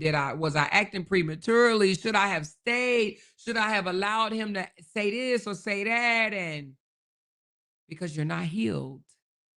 When you're healed, you know your choice of leaving was the right choice, that it was inevitable, that was not good for you. It served you no good, no purpose, no nothing. You ain't doubting nothing. That thought will come to your mind and you be like, hey, loose devil, loose the fuck, get this memory out of my mind or whatever, right? Until you come to a point where you can remember it and not long for them. Sometimes healing from hurt takes time. You may not even display it every day. You may not break down crying every day. It may be months in between. It may be when you start talking about it to people, or when somebody bring it up, or they might say, oh, are you still in a relationship with Teddy? And you like, nah, it didn't work. And then you start thinking about it and reflecting on it. Hurt, really healing from a relationship is saying, this is how I know that I was healed. No longer blaming them for the destruction of the relationship. Because what you did, you took your focus and your sights off of them and you put them on you. And you say, why did I stay an extra day? What's wrong with me mentally or emotionally that made me stay an extra day? All because I was too afraid to leave, thinking that he was gonna get with someone else and treat them better. Fear of missing out. Oh, that's why I stayed an extra day. Or I didn't know how I was gonna financially make it. Or I thought that I would never be able to be in another relationship. So I'm insecure, thinking that I'll never find another. So what I'm trying to say is healing is when you take the focus off of them and you say, let me redirect all this energy and put it on me. And let me build a better me. Fuck them. They're gone. They're gone. It's about you. It's about preparing you for what's to come, Get you together. Whether that's going to the gym, start eating right, getting in contact with the Lord, being with your friends, your family, loving on you. It's about you. Education, your spiritual growth, it's about you. Don't people waste so much energy wanting this person to apologize, wanting this person to take accountability, wanting this person to say they was wrong. Fuck that nigga. He gone. I would not be doing that. That's when you know you heal, you don't even care about no apology from that person. It doesn't matter. You've already discarded everything. You've already, I promise you I'm not mad. I promise you I'm not mad. Because it's about you.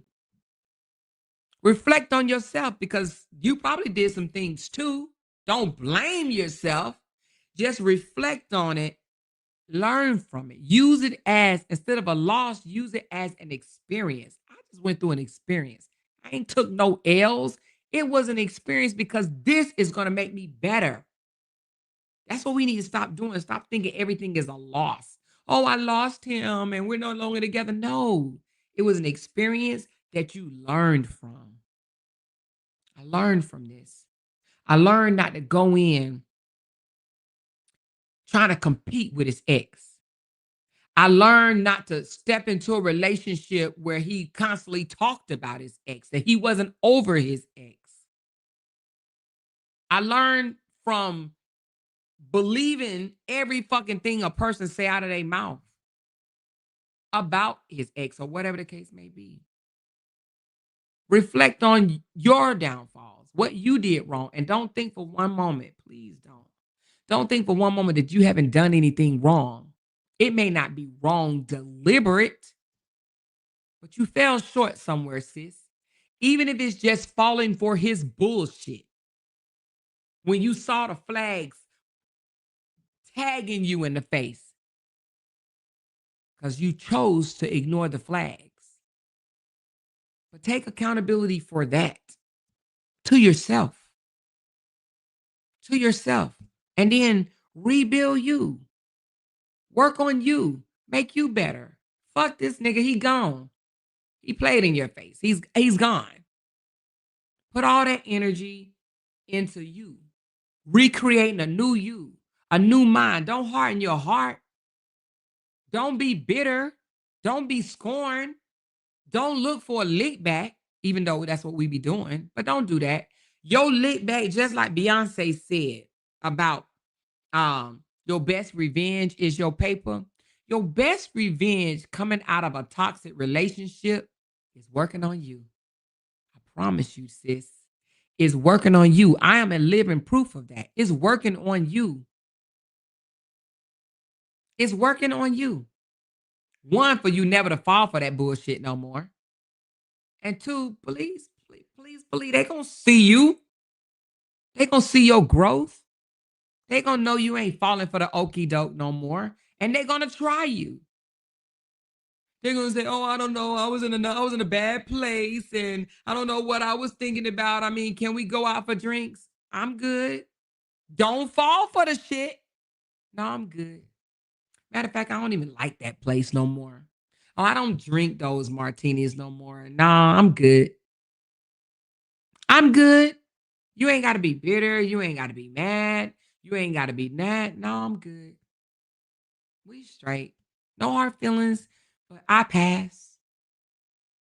I pass. Because they going to see you, whether it's a career change, whether it's exercising, getting in shape, elevating at your job,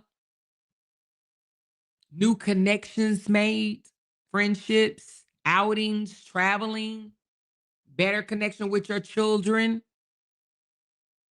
They're going to see you. You ain't got to throw it in their face. They're going to check for you because they know what they did to you. They're going to check for you, but let them check for you. Go live your life. Just don't look back over your shoulder. They're done. Next. Thank you. Next. Next. But work on you. But she's scorned. She's hurt. And she's seeking revenge. Mhm. You're going about it the wrong way. You're going to look more goofier seeking revenge than elevating. I promise you. You're going about it the wrong way. And you're a couple of months older than me. So you should know this. You're going about it the wrong way. This should be all about you. For real, for real. Fuck that relationship. That shit is a blast from your past. Write a book and keep it moving. You're going about this the wrong way. And you know what I would have done if I was her? I would have disconnected myself from every one of his supporters. Why? That's only going to hurt her worse. She has to sit here and listen to things that he's doing and see who he's flaunting around with because she's still connected to them. At least until she healed. Ain't no fucking way I would be there, right? All buddy with his sisters and all his top dog supporters when you know your ass ain't healed. And if you think she's not checking out a Mirror's page, then you're fucking crazy. She watched every video and every post that that young lady does. And that should be embarrassing. I would disconnect myself from them because she can't handle it right now. They're over there lifting up this young lady and she's listening and she's seeing. She's seeing it and she's listening. And they don't know him like you know him. And that's another reason why I would disconnect myself from them because they don't know what you experienced.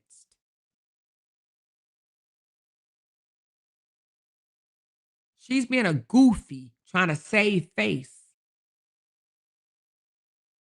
Girl, bye.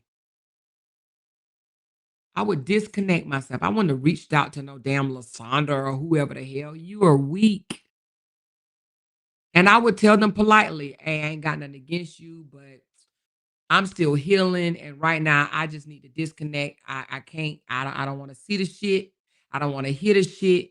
I'm just going to disconnect. And once I'm to the point and to a space where, it doesn't affect me, it doesn't bother me, I'm not worried about it, or I'm not, aggy over it, then I might hit you back up. But for now, nah, let's just, no hard feelings or anything like that, but I just got to disconnect. For her to even want to still be friends with people, even though she knew that her acquaintanceship with them was only because she was sleeping with somebody that she drug husband at the time, man, I'll wash my hands and be out. I will wash my hands. She trying to save face with these people. They don't give no fucks about her or her feelings. They want her to suffer in silence and move the fuck on. We read the messages yesterday. We read what they said. I thought you had another man. Why can't you move on? You ain't moved on yet. We read those messages and we read where the content creators that don't give a fuck about her was underneath saying 100% facts. Speak that.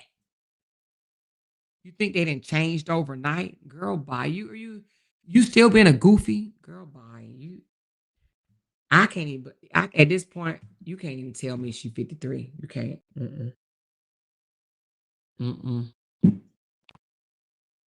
Because she doesn't act like it at all. Anyway, let me read these comments and wrap this up. I done been on for 3 hours. Why y'all let me stay on for 3 hours? She was just a temporary fix to get through the divorce. He used her. Absolutely, he did. She's staying connected to see when and if she ever get another chance, or if he has any likes for her left in him. Well, that's the dumbest thing ever. She said, I hope he's not an admin on her page. I don't think so anymore. She says, and they probably laughed at her after the call, probably did, and said, yeah, because they ain't dumb. They know what she's doing. They know what she's doing. They don't care about her experience at all. And that's what every woman that he gets with needs to know. I ain't gonna call you no B, but any woman that gets with him needs to know that as long as you're good to him and with him, we like you. The moment y'all break up, it's thank you next. Okay? Okay? Period. She said, because we enjoying you. Oh, thank you. I appreciate that, Oliver. I appreciate that. But when I have stuff like this on my heart, I have to talk. And the reason being is because, like, y'all know I told y'all the other day, I be thinking that everybody should see it the way I see it. But I know that everybody don't see it the way I see it. And I'm not gonna sit here and say, how I see it, it's the only way to see it. It's multiple ways to see it, right? But when I look at somebody like Miss Season and I look at her as my equal as far as age wise, and I see her acting goofy or moving wrong, I feel like it's my duty to jerk her chain a little bit. But if she doesn't want to give, weight, I mean, she don't want to give into it or whatever, that's on her. She knows I'm not a dummy. She can't for one moment say I'm a dummy because I wouldn't have done the shit that she did. She moved wrong from the beginning. But when we tried to tell her, she thought I was stupid. She thought I was just a loudmouth. I bet you she don't think that way no more. I guarantee you she don't think I'm just a loudmouth anymore. She got played by Robert, Lord Jesus. Thank you, Popeye's Chicken. Thank you so much. She said, I'm really shocked that she believed that they were in a relationship. I remember telling her. Well, me and some people were talking earlier. And we said that we do believe that he led her to believe that. But she still read the room incorrectly because it's not about what they say, it's their actions. His actions said that they wasn't in a relationship. His actions said that he didn't care about her the way she thought, that he didn't desire her the way she thought. His actions showed that man did not desire her. Now, his mouth behind closed doors may have said whatever. She didn't read the room correctly. She listened to what he said and not watch what he did. First of all, a man is not going to bring embarrassment to a woman that he loves and that he wants to be with. He embarrassed her so many times, just like he embarrassed Amira. But Amira hasn't caught on either. She just said, we're not together. We're not together. Okay. Anyway. She said, Amor, I commented, her friends shaded her, and she said, I talked to Miss Lysandra and we're good. I said, I didn't mention a name. That's why I know she called her. Yeah. No, I mentioned that earlier. She said, Amira is being used to, she probably monetized and he owns you after that. Child. He is going to remember the number of followers she had too. Yes, he is. He's gonna say, you got something out of the deal. And then I saw a page that I do believe that he has some great influence over. They said, I love the way you help people. You have helped people build platforms. They're talking about people like Briana and Miss Season because he did help Miss Season build her platform. And the thing about it is he helped her build her platform. And you're right, he's going to remember that number. He's going to remember that number. Oh, you only had 2 followers when I met you. And that's supposed to be their appreciation. They're supposed to overlook how they were treated, right? Because he helped them build their platform.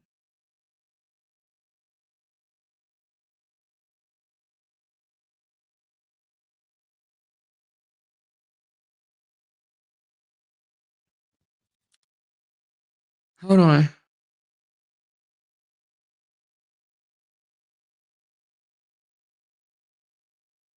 Wow. Okay.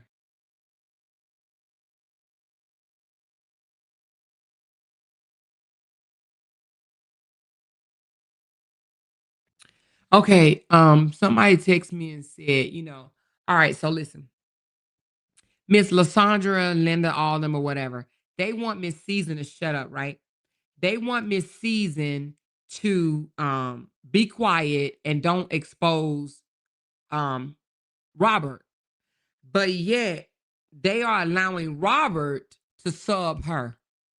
Somebody just texted me and told me this. They said he's allowed to continue on making subs, talking about shit like he said yesterday. He need to go up in age on dating because women under 60, even in their 50s, can't handle it. Okay. So they're okay with him subbing her, like they were okay with him subbing Briana, but they're not okay with her subbing him. Now she reached out to Lysandra and said, "We good." But Lysandra is not going to tell Robert, "Stop subbing Miss Season." She's not going to say that because Robert going to say, "Stop calling me." She don't have that type of influence over Robert to stop him from doing anything. Robert is going to do what he want to do. So again, Miss Season's supposed to shut up and don't say nothing about her experience, just like Briana. But Robert can continue on. And I just say this: if you ain't gonna put a name to it, then shut up. I agree with them. If you ain't gonna say a name to it, then stop. All right. So anyway, and somebody sent me that Robert is headed to Medellin, Colombia. So apparently he's supposed to be. I don't know. I believe that when I see it, but he's supposed to be leaving in 2 days. But who go to? Wait, anyway, so he's supposed to be going there in 2 days. So he said.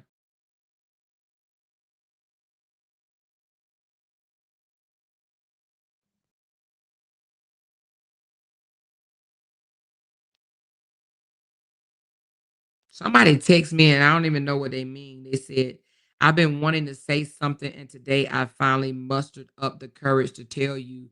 To tell me what? Who is this? Anyway, I don't know who that is.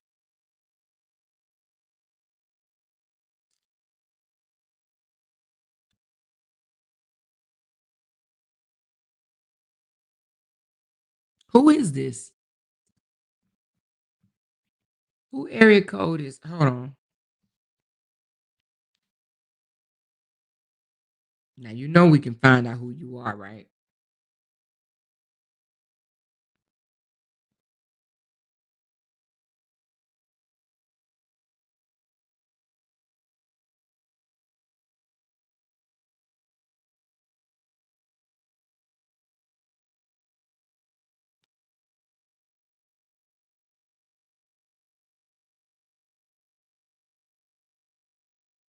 Hold on, y'all. Hold on, y'all. Sorry.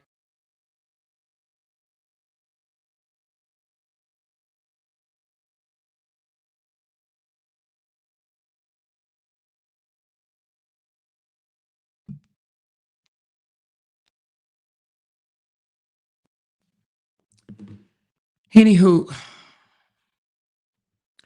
she said season embarrassed because Goldmouth Coco watching. She used Robert to let's talk about it. We'll talk about that on another day. I already know what you're talking about. We're gonna talk about that on another day because I have heard that, and we'll talk about that on another day. We will. We're just not gonna talk about that today. She said, Miss Lysandra commented to me, Miss Season is a grown woman. Stop being messy. I said, you was being messy yesterday. You know, she would usually talk crazy, but she didn't say anything else because yeah, okay. Because she was being messy. She said,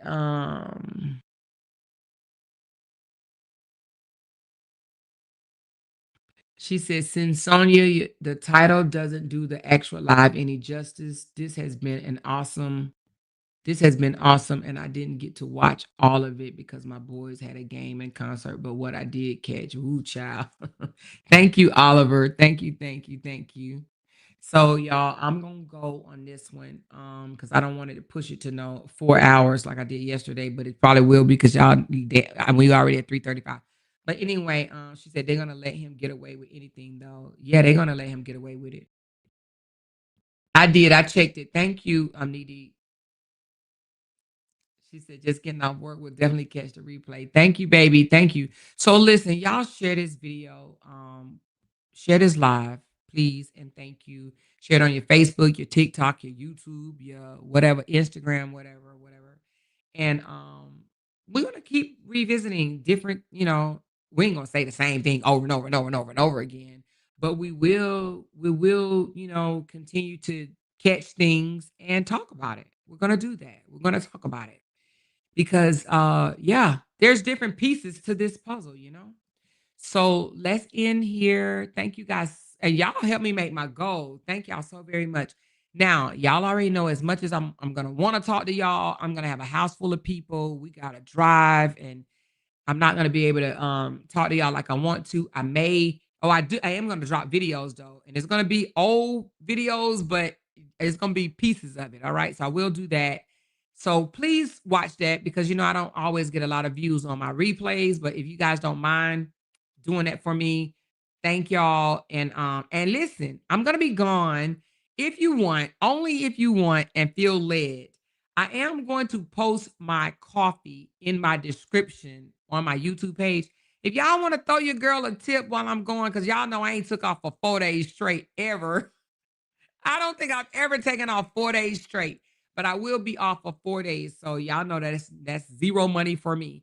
But if y'all don't mind buying your girl a Coca-Cola, coffee, a piece of chicken or something or whatever, feel free to do that. Y'all have my Cash App and you will have my coffee, okay?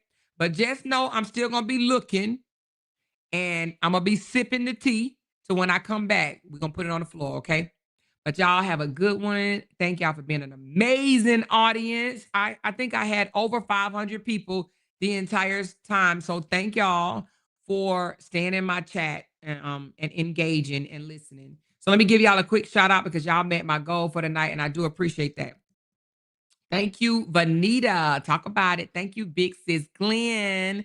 Thank you, that MF, Candy Girl, Vera, Rita M, LaCondes, Mama Twins. And Mama Twins again, my girl Binky Bink, my girl again, One Net. Okay, those are the ones that helped me reach my goal. Thank you so very much. And then we have Miss Nell. Thank you, Vibing with TC. We got Candy Art. We have Dwight X Lover. We have Cheryl Mooney. And Popeye's Chicken. Thank y'all so very much. And then we got some members. We got Lisa, 18 months. We got Vera, 22 months. And we got Rita, 12 months. I don't think I left anybody off. So thank y'all so very, and Popeye's Chicken again. So thank y'all so very much for the support. I do appreciate you guys. And don't forget, thumbs up this video. And I'm going to talk to y'all later. Love y'all and have a good night. Bye. Because they can't make $1 without mentioning down one of our names. Yay! She kept talking about that family. Hoes over there. She kept talking about that family. She kept talking about that family. She kept talking about that family. She kept talking about that family. That family. She kept talking about that family. Talking about that family. These motherfuckers don't be wanting to listen on them. Because they can't make $1 without mentioning down one of our names. Talking about it. That family. That family.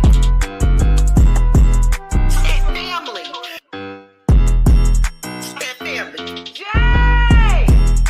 That family. That family. Talking about it. Talking about it. Child, we finna talk about this with Amora.